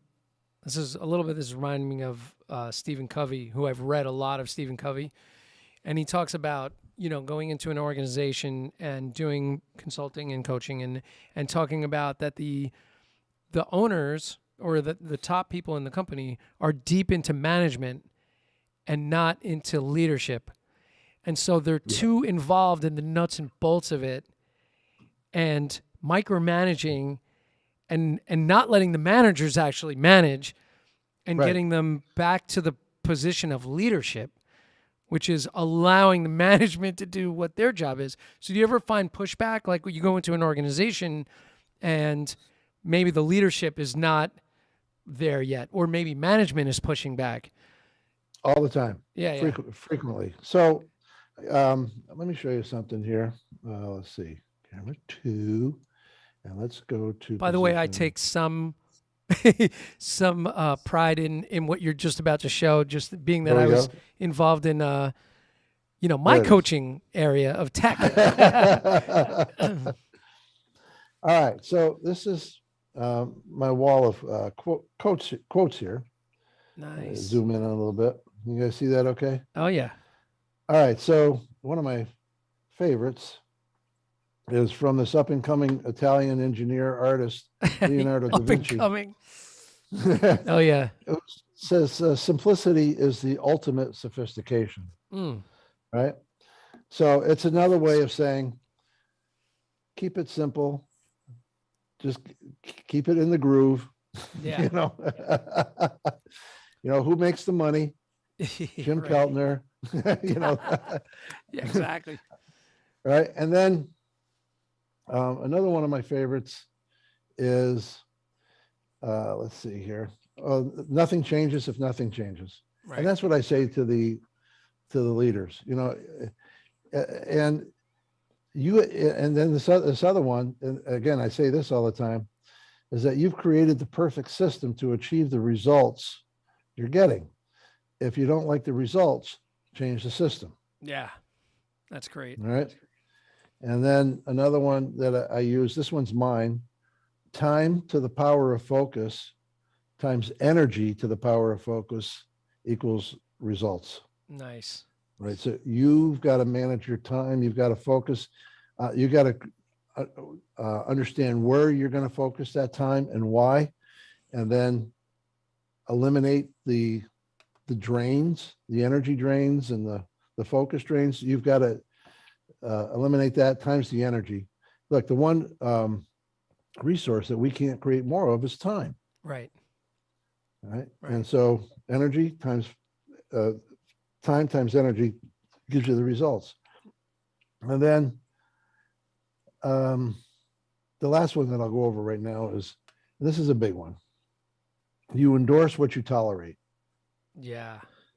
Right. And so I run into a lot of organizations, and they've got a culture of mediocrity, and they don't know why they have this culture of mediocrity, and why there's no sense of urgency, and why they can't make the progress that they want to make, or why they have a high level of defects or whatever, because the leadership is tolerating it. Yeah. Yeah. And they've learned to accept a certain amount of it as, well, this is what it is. And I said, well, it's not what it needs to be. Right. And the last one that's on the bottom, it's hard for you to read, is, sometimes it's better to change the person than change the person. Yeah. Yeah. Yeah. Yeah. I mean, that was another thing I read in Stephen Covey about the climate of tolerating, like just saying, well, Yeah. that's kind of what it is. It's like, I think there's a fear of making a change. It's like, well, if we get rid of Rick, everything's going to fall apart. I mean Bob. But yeah, like if they're afraid to get rid of like somebody that they think might be a key component, but meanwhile that person's underperforming, or they're in this place where they're not bringing the results. They're just, Absolutely. And then there could be, when I run into a really dysfunctional team, and there are plenty of them out there. yeah, I always say, look, some teams put the word fun in dysfunction, and other teams take the word fun out of dysfunction. yeah, And so usually there's a conflict of core values. Not everybody's on the same page with the core value.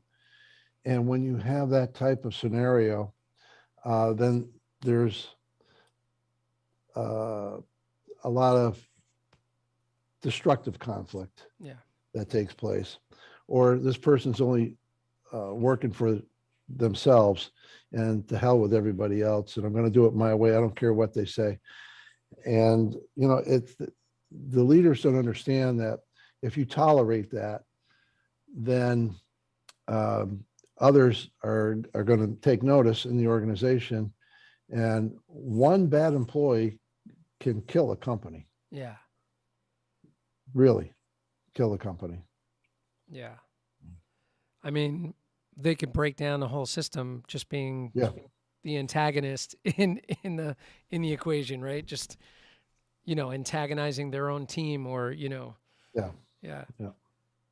Wow, it's pretty amazing. So, what size company? Like, what's the smallest size company you would be working with? I've got a company right now as small as 3 million, and the largest one was about 450 million. Oh, is that it? That's great. So as far as personnel in a $3 million company, the personnel could be 100 employees, somewhere teams around that size, or bigger. Well, sometimes, no, $3 million. Well, it depends on the business, right? Yeah. So, I mean, I've got one that's doing about 3 million, and they've got about 25 employees. Right. And then, a completely different business. And what kind of business are they in? Just in general, you don't have to name it, but it's a digital marketing company. Oh, okay. All right, cool. And then I've got, I've got 2 different pharmacy clients. Oh, wow. One's got 6 stores, the other's got 16 stores, but, so I ask my clients, usually on the second session, so where do you want to be in 10 years? Right. All right. So I've got one client that when they started, they were doing about 23 million in revenue. They'd been around for 50 years. And I said, all right, so where do you want to be in 10 years? They said, 100 million. I said, okay. So by a show of hands on the leadership team, how many here know what $100 million looks like? Of course, nobody's hands went up, including the owners. Right. I said, okay, so how do we make this tangible? I said, I don't care what the number is, but how do we make it tangible to everybody in the organization? Right. And then when they say, like, all right, backtrack it a little bit, I've got the leadership team, and I say, so where do you want to be? And the owners will put out this big number of something. And I'm looking at the leadership team, and what I see are deer in the headlights. Yeah. Right. So what I do is I call on the one that looks the most scared. And I said, well, Sally, you seem to be a little concerned with what Bob just said here. And Sally will say, there's no freaking way. I said, so why do you say that? Well, okay, number one, this is what we've been. It took us, 25 years to get here, whatever. And there's no way. I said, well, okay, again, so why do you say that? What would you need? Well, in order to do that, as soon as she says that, we've changed the conversation. In order to do that, we would need. Right. All right, what would you need? We would need a larger facility. We need a larger sales staff. We need this type of technology. We need boom, boom, boom. And then the other one, and we would need, and then another one chimes on, and we would need, And within 20 minutes, literally, we've changed the conversation from no freaking way to they're already figuring out what they would need to be able to do it. Yeah, they just And gave then you a I said, dozen ideas.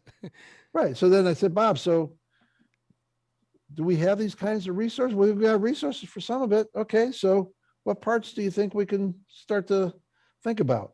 And what do you need to get the resources for the other piece of it? So now we're starting to think out beyond the year. We're thinking 3 to 5 years out. We're thinking 10 years out. Right. But what they're seeing is they have been, like you mentioned earlier, using the Stephen Covey example, they are so ingrained in the day-to-day, in the weeds, right? That they've never really elevated to that 30,000 foot level and could really take a long view look to see where they want to fly that plane. Right. Once they get up there, then part of my job is helping them stay up there and start to delegate some stuff so that they can stay or visit that altitude more often. Right. Working on the business.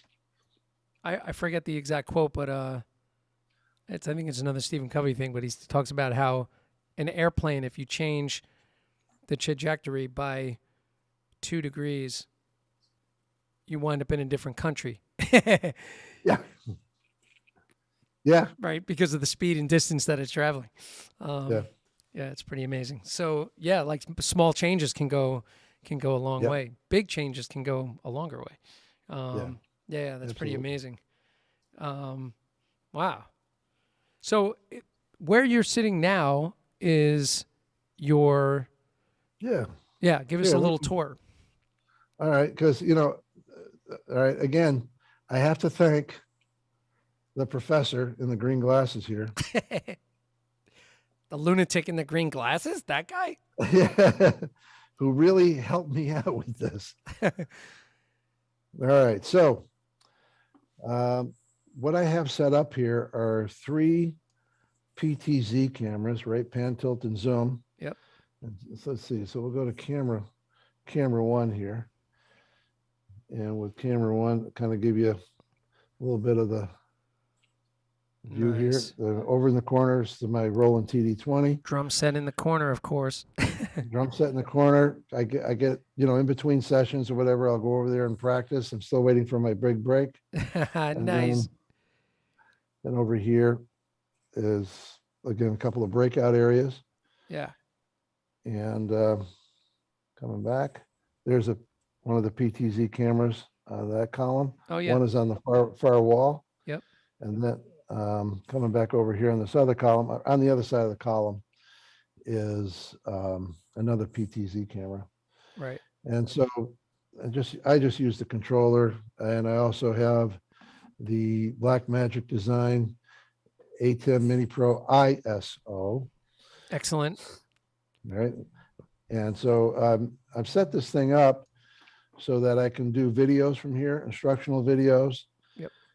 I'm working on a project for NAM right now on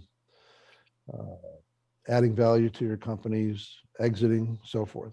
Right. And so with this setup, I'll be able to record from all 3 cameras simultaneously, and then I'll send it out to a person that will do some editing, and then add whatever graphics I need in there, and make it look like I knew what the hell I was doing. Yeah, I mean the facility looks great, and Thank you. Well, it was all with your help, Jim. I mean, I played a little this part. guy is Mr. Jim Toscano is the master, the incredible. He is Yoda. Yoda. I'm the Yoda of cameras and sound. Well, I have to say that it's been really fun over the last few years getting into this coaching side of my business and working with people with their setups, and it continues to happen. Tomorrow, 9 a.m. starts my coaching day. So tomorrow from 9 to 1, I'm coaching, and then then I have a lunch break, and then from 2 o'clock till 6 p.m. I'm teaching drums. So it's like I'm still doing all this coaching stuff. So it's really fun. Yeah, so I appreciate all of the different experiences that I've had, because it's given me, like, your scenario is different than Dave Weichel's scenario, So each person that I've worked with has been a different kind of setup, and having to really think out of the box to put things together. And the technology changed drastically over time. But one thing that I learned in my little, coaching world is I don't really even allow people anymore to even use certain pieces of gear. I just say no. And I'm like, this is what you have to get. If you want me to work with you, this is what you have to get. And we can bring it to the next level, because it always turns out that people start out with certain things that I know aren't going to work, and they don't work, and eventually they come around to getting what does work. And I'm like, let's just save some time. Just get what works, and we'll cut out all that, all the fussing in between. Right. But yeah, super fun. But your thing is so great, because it's different, and you've really taken it to a high level. And I shared your story with I had Bob Caniglia from Black Magic Designs on a few weeks ago as my guest, and he's director of global sales, marketing and sales for Black Magic Designs. And so he was on, pretty recently. So it was super fun. That's an amazing company, by the way. So I'm impressed. Yeah, huge. And, back to your point about, really knowing the business, the owner of Black Magic Design, he knows every little part of it. Down to designing the software that runs the switcher you're using. So it's pretty impressive, to be on that level. So anyway, Awesome. good fun. Well, you know what? I have some speed round questions, unless you have something to add on the market, on your consulting business. No. Let's. By let's the get to way, question. if anybody did want to reach out to you, they can go to your website. Right, which So is traction. Peak. No, Peak it's, leadership teams. peakleadershipteams.com. Teams is plural. Yep. Yeah, and it's Rick at peakleadershipteams.com. Phone number. What's your number, Jim? My phone number is 774-249-5131. Yeah. Again, 774-249-5131. Cool. And I put the Send me link a to your message. website in the description of the video, so people can find you. Yeah, it'd be awesome. Nice. All right. Very cool. So I have some what I call the speed round questions, which are about drummers and gigs. And so these are like short answer questions that, first thing that pops into your head. Okay. So, Didn't know this was so what is the first time you decided you wanted to play drums? What did you see, or what triggered that impulse? Ringo. I get that answer a lot. Yeah. Well, and it was the thing that got me on drums was I was started on trumpet at the age of 4, and switched to drums after I broke my arm. I know that's counterintuitive, but my father, who was a trumpet player, thought that the practicing with the drumsticks would help build the arm back up. It was my left arm, and he was right, and I just stuck with it. Oh, wow. That's very cool. Very, very interesting. By the way, I just have to mention Ray Levere's hanging with us, and he's going to be on the show. Ray. Ray's a great guy, great drummer, has a really cool story. So Awesome. Ray's going to be on the show in July, and that is on July 11th. So I just want to put that out there. And Steve Young is hanging with us, brother of Johnny Young, who's the one of the main guys from Giant Flying Turtles, one of the bands that I play in. Really eclectic, interesting music. We have a new record coming out. Shameless plug. So next question. First drum you ever owned? First drum I ever owned was a Gretsch. Ooh, you hear that, Dave Clive? I don't know if Dave Clive's in here, but he's a Gretsch collector. Dave Clive's Gretsch Museum. It was actually just a bass drum, snare drum, one cymbal, and a hi-hat. Nice. Bought used. Yep. First record you ever bought? I don't remember the first one I bought, but the first one that really caught my ear and I listened to a lot, that was a gift from my father for Christmas, was Dizzy Gillespie Manteca. Nice. my first vinyl jazz album that my dad gave me was Dave Brubeck, Take 5. Yeah. Yeah. And Blue Rondo a la Turk still is in my head all the time. I wrote a rudimental piece based on Blue Rondo a la Turk that we do in my workshop. So first drum hero that you had? I think I know the answer, but go ahead. Yeah, no, I mean, first drum hero probably was Buddy. Yeah. That's definitely very close for me too. Buddy at the Brooklyn Academy of Music when I was 11 years old with Mel Torme. Yeah, we used to go down to, my dad had a youth band, and we had that thing for a long time. I started when I was 8 and all the way up through till I left school. And we used to take the band down to Lenny's on the Turnpike to see Buddy Rich Band or Stan Kenton Band. Nice. Yeah, just awesome. Woody Herman, all of that. Wow. By the way, Ray Levere said that you gave him a tour of the Diodario factory once and then took him out to lunch. He said he'll never forget that day. Rick is the sweetheart of a guy. Well, I thought maybe you got food poisoning. I'm glad. Nice. Worst or weirdest gig you ever had?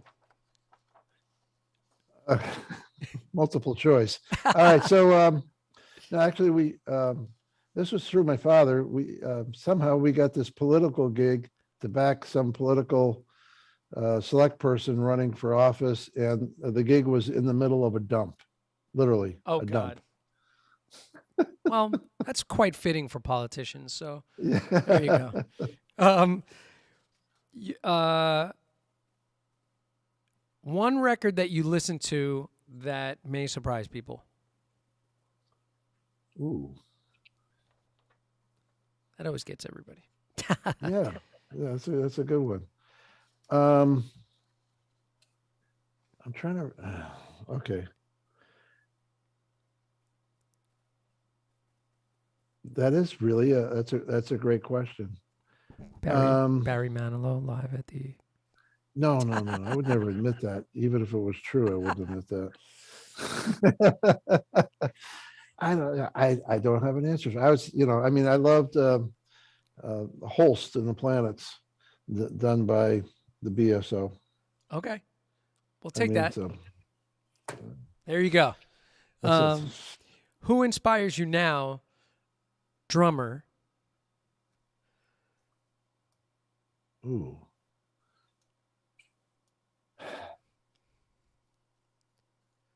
A lot of guys. Honestly, I'm going to go back to the guy that just amazes me every single time. I love listening to him in so many different scenarios. Is Vinny Colaiuta. Oh yeah. I used to go see Vinny a lot when I was in LA. I saw him in a lot of different musical scenarios. And, when I hear him play pop, when I hear him play jazz, when I hear him play whatever, it's just always great. Vinny's one of those guys that it's funny, like you could listen to him on a Faith Hill record. Yeah. Just playing the right thing. It feels amazing. It's great. And then you put on like a tune like Spokes by Alan Holdsworth and your brain just explodes. So it's kind of like, he's that kind of player where, it doesn't matter what it is. He's going to put it where it belongs. And so Annika has big shoes to fill, filling in on in Jeff Beck's trio, but I think she's right for that gig. It's really interesting. But yeah, so I agree with you. That's a very good choice. Non-drummer who you find really inspiring, doesn't even have to be a musician if you don't want, but somebody that you get inspiration from, non-drummer though. Okay. Non-drummer, Sean Jones, trumpet player. All right. All right, check him out. Sean Look him right Jones. up. Sean Jones. You heard it here, people. Vinny recorded with Robin Ford in the Sweetwater Studios, right? Steve Young asked that question. I don't know. I don't know. It could be they got great studios in Sweetwater. Yeah, they do. Yeah. Wow, cool, Steve. We'll have to look at that. Coffee beverage. Coffee beverage. I'm a Starbucks Black. I'm drinking coffee, just coffee. Wait, Starbucks Black. Okay. That's Favorite it. adult beverage, if any. Oh, several. Bourbon. Okay. Single malt Scotch. Pretty much covers it for me.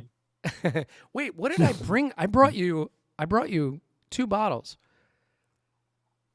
Oh, I think it was wine though that I brought you.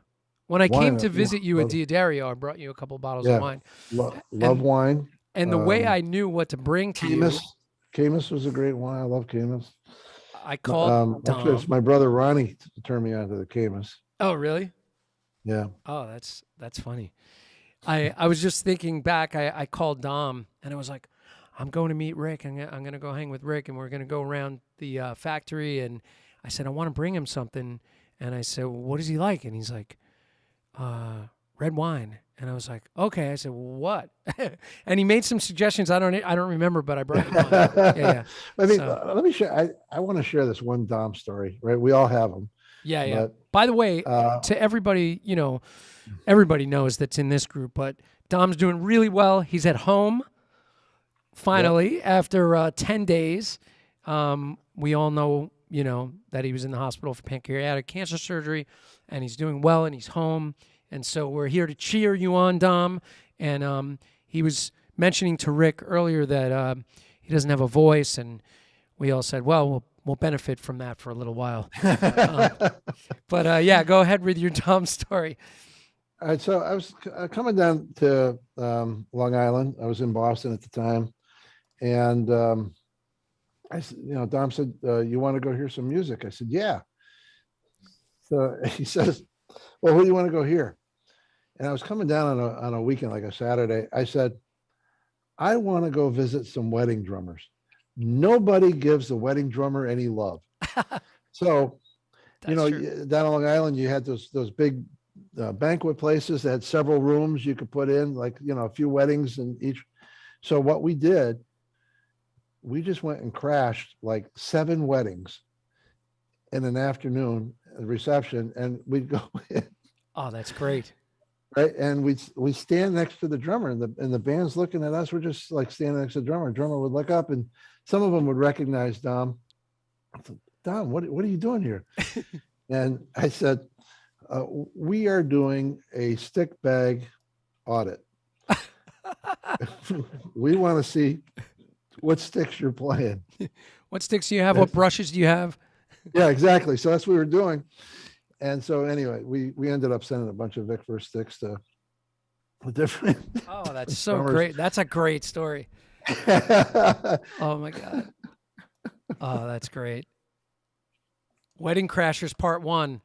Dom and Rick go to the weddings. All right. So here's some drummers. So first reactions to drummers. So this is just, whatever comes to mind. Sometimes these could be one word. Sometimes they could be a sentence. Some people go off on stories. But anyway, so Max Roach. Swinging. Tony Williams.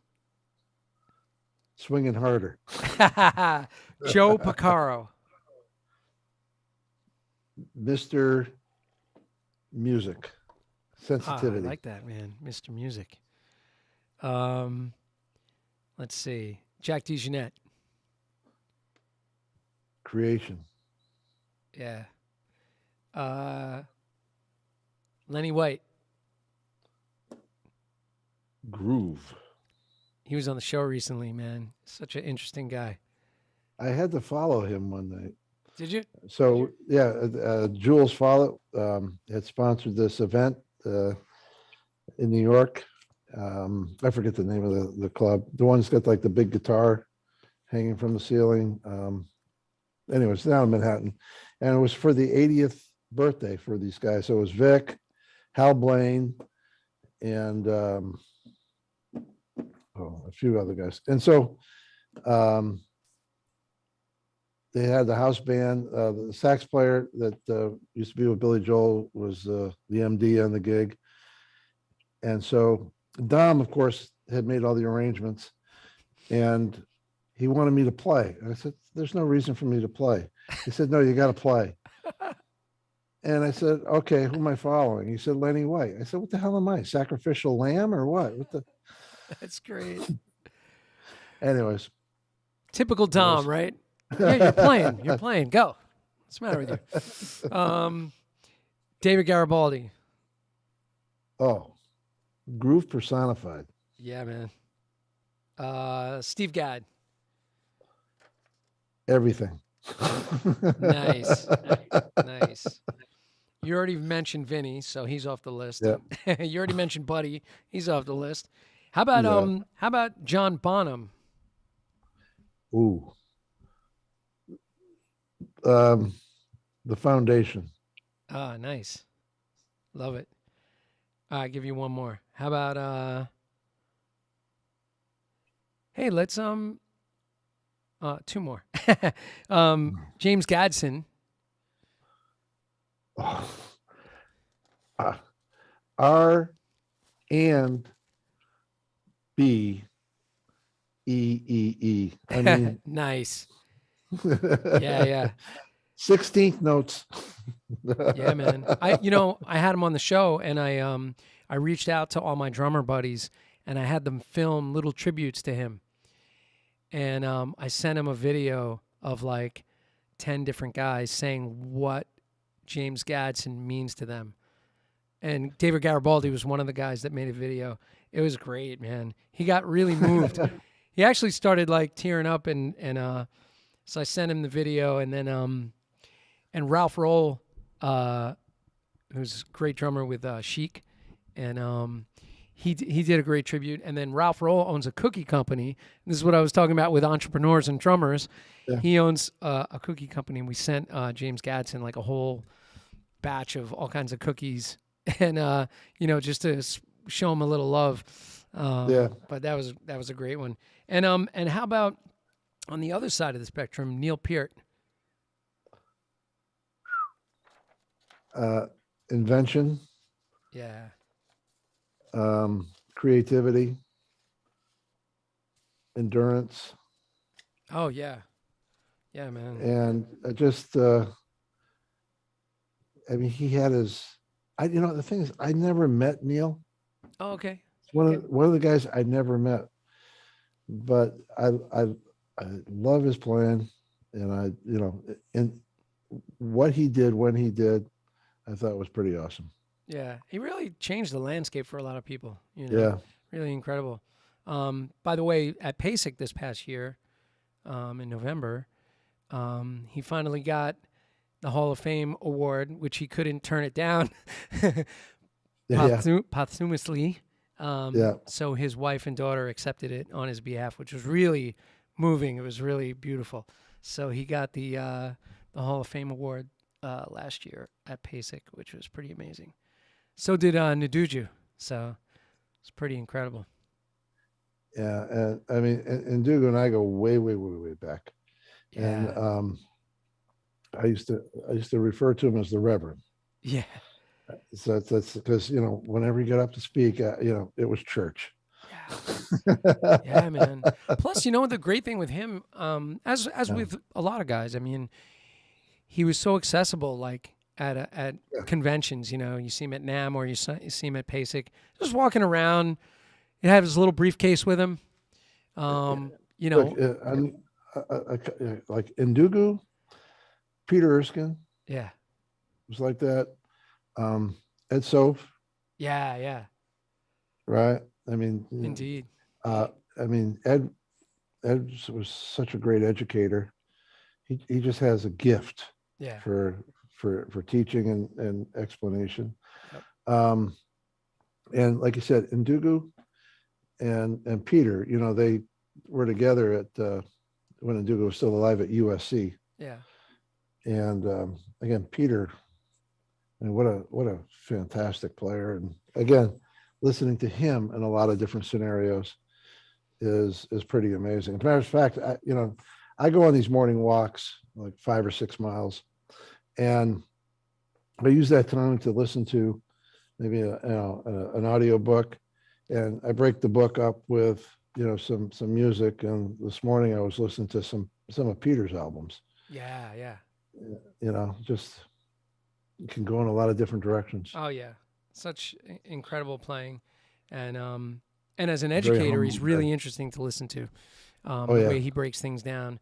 I was fortunate enough to be able to watch him record Art of the Big Band, the Bob Mintzer record, because I was friends with Bob Mintzer and he invited me to the recording session, so I got to watch Peter Erskine tracking, which was pretty incredible. Yeah, really, really wild stuff. Man, so fun tonight, hanging and talking drums, talking a little bit of business, talking drums, talking about life. Oh, by the way, just one other drummer I want to mention, always inspirational, Dom Famularo. Leg out. He gets the full applause. Hold on. There you go. And then we'll give him this one at the end. Well, I've been working really hard with Dom to get him to come out of his shell. Yeah. Dom, you're so shy. Make some progress. Yeah, exactly. Oh my God. Oh man. So Jimmy, we got any questions from the gallery? Did we cover everything? I think we covered everything. There was only one question that I had missed. And I let me just think real quick. Earlier, Anthony Cucina just asked about if you're doing any playing lately, and if you are, what you've been working on. Well, no. What I'm doing these days, because of my schedule, is I do the occasional sub gig. Right. Because I can go into a lot of different situations and read or just I fortunate to have learned a style or two along the way. So yeah, that's right. Fairly well adapt. One or two. And I have fun doing it. So some jazz gigs, sometimes the occasional commercial gig, whatever. If the circus calls. The circus calls. I'll tell them that you're available. Nice. You've always wanted to do it. Ever since he was a kid, he wanted that gig, man. Oh my God, that's great. Man, if there's any other questions, put them in the chat quick. And if not, or if any questions come up after we end, because sometimes it populates later, I will certainly reach out to Mr. Drumm. Thank goodness your last name wasn't like Bassoon, because these stories would be totally different. Mr. Rick Bassoon. My dad, Ronnie Drumm, is a trumpet player and just never realized the marketing value of the name like I did. Yeah. See, you saw it at a very young age. What are you doing, Pops? There's so much more money over here. One, Steve Young said, thoughts on Keith Carlock. Keith Carlock, to me, is another sort of enigma.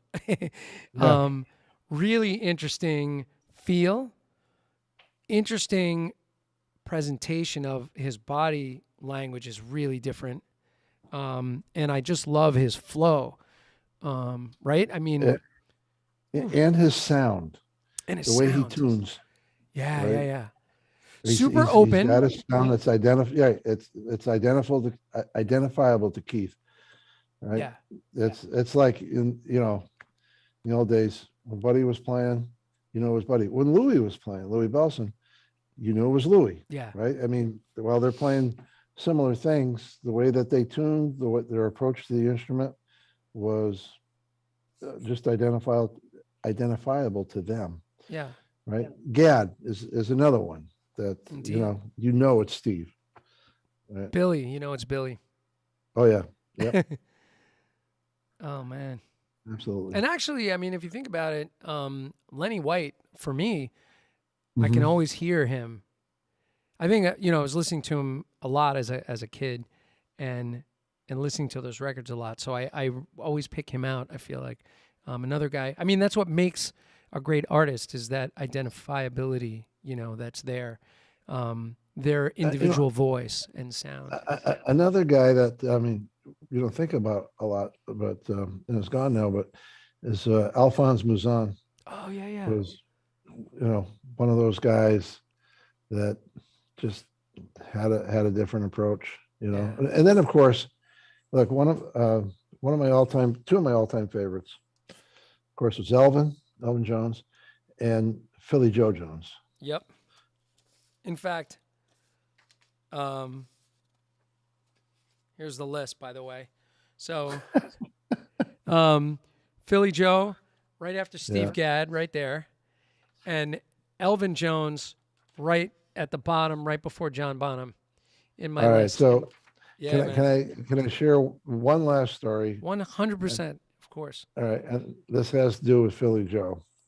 So while I was at Remo, I was doing still a pretty good amount of playing around Los Angeles with different people, and I was playing at a club called Marla's Memory Lane, which is in central LA. It was owned by Marla Gibbs, who was the actress that played the maid on The Jeffersons. So she had this club. Right. And so I was playing there with some singers, subbing for some people for a couple of weeks.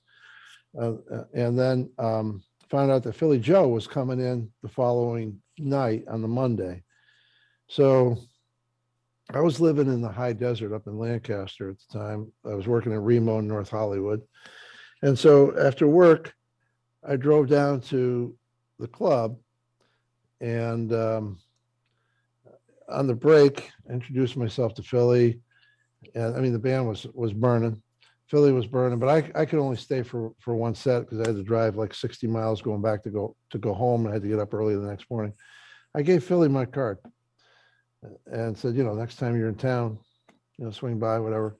And so next morning I go into work, and it's about 9:00 in the morning. And all of a sudden I hear my name being yelled out in the lobby, Rick Drumm, Rick Drumm, like that, right? So I go charging down the hallway. Remo's office is right across the hall from me, and he wasn't in yet. And so there's Philly, and let's just say Philly had been imbibing, and there was a cab that had a $50 fare on it, and he didn't have any money.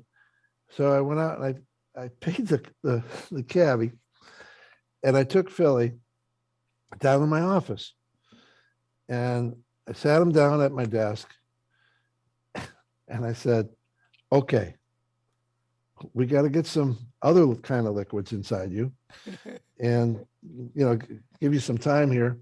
And so we had a testing room, like I mentioned earlier, and I ran to the testing room and got a couple pair of brushes. And I literally just cleared everything off my desk. I gave him a pair of brushes. I had a pair of brushes. And I said, for the next couple hours,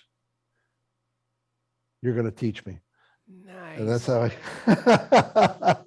Oh my God. That's great. And even in that state that he was in, it was pretty awesome just to watch the flow and, the whole thing. It was awesome.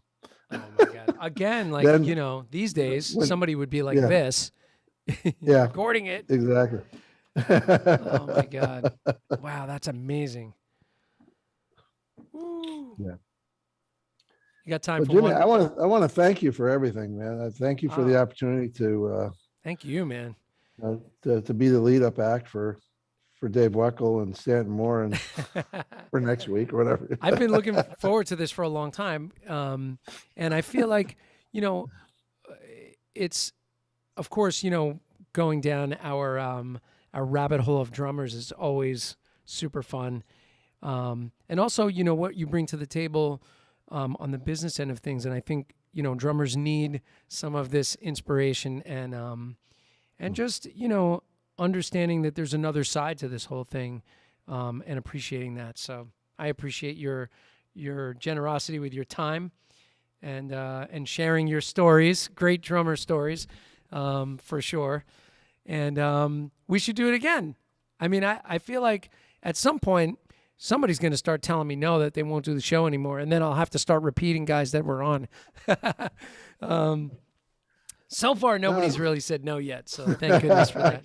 No, anytime, man. I'd love to do it. You know, I've got a story or two more, but it's fun to you know, in some cases, take it in a different direction and maybe bring some experiences. Yeah. You know, because we all have a story to tell, right? Indeed. Every single one of us, and there's something to be learned from everybody. Yeah. And you know, if I could just add to that briefly, is just everybody's path is different. Yeah. And so for all you drummers that are, you know, because we're our own worst enemies sometimes with, like, you know, beating ourselves up over, like, you know, comparing or, you know, being like, man, you know, just that guy's so great, you know, thinking about Vinny, like nobody's like Vinny.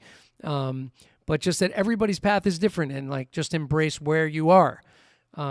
You know, don't put that pressure on yourself. Wherever you are now is part of your journey. Everybody's journey is totally different. So, you know, I got one more. I'm sorry.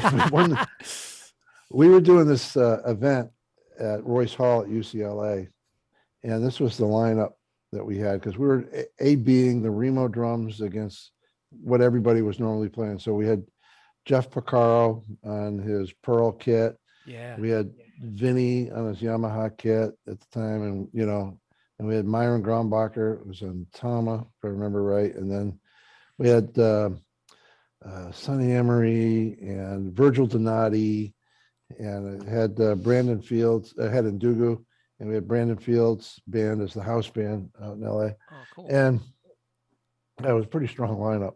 And so I'm doing the lineup, and I'm creating the order, and I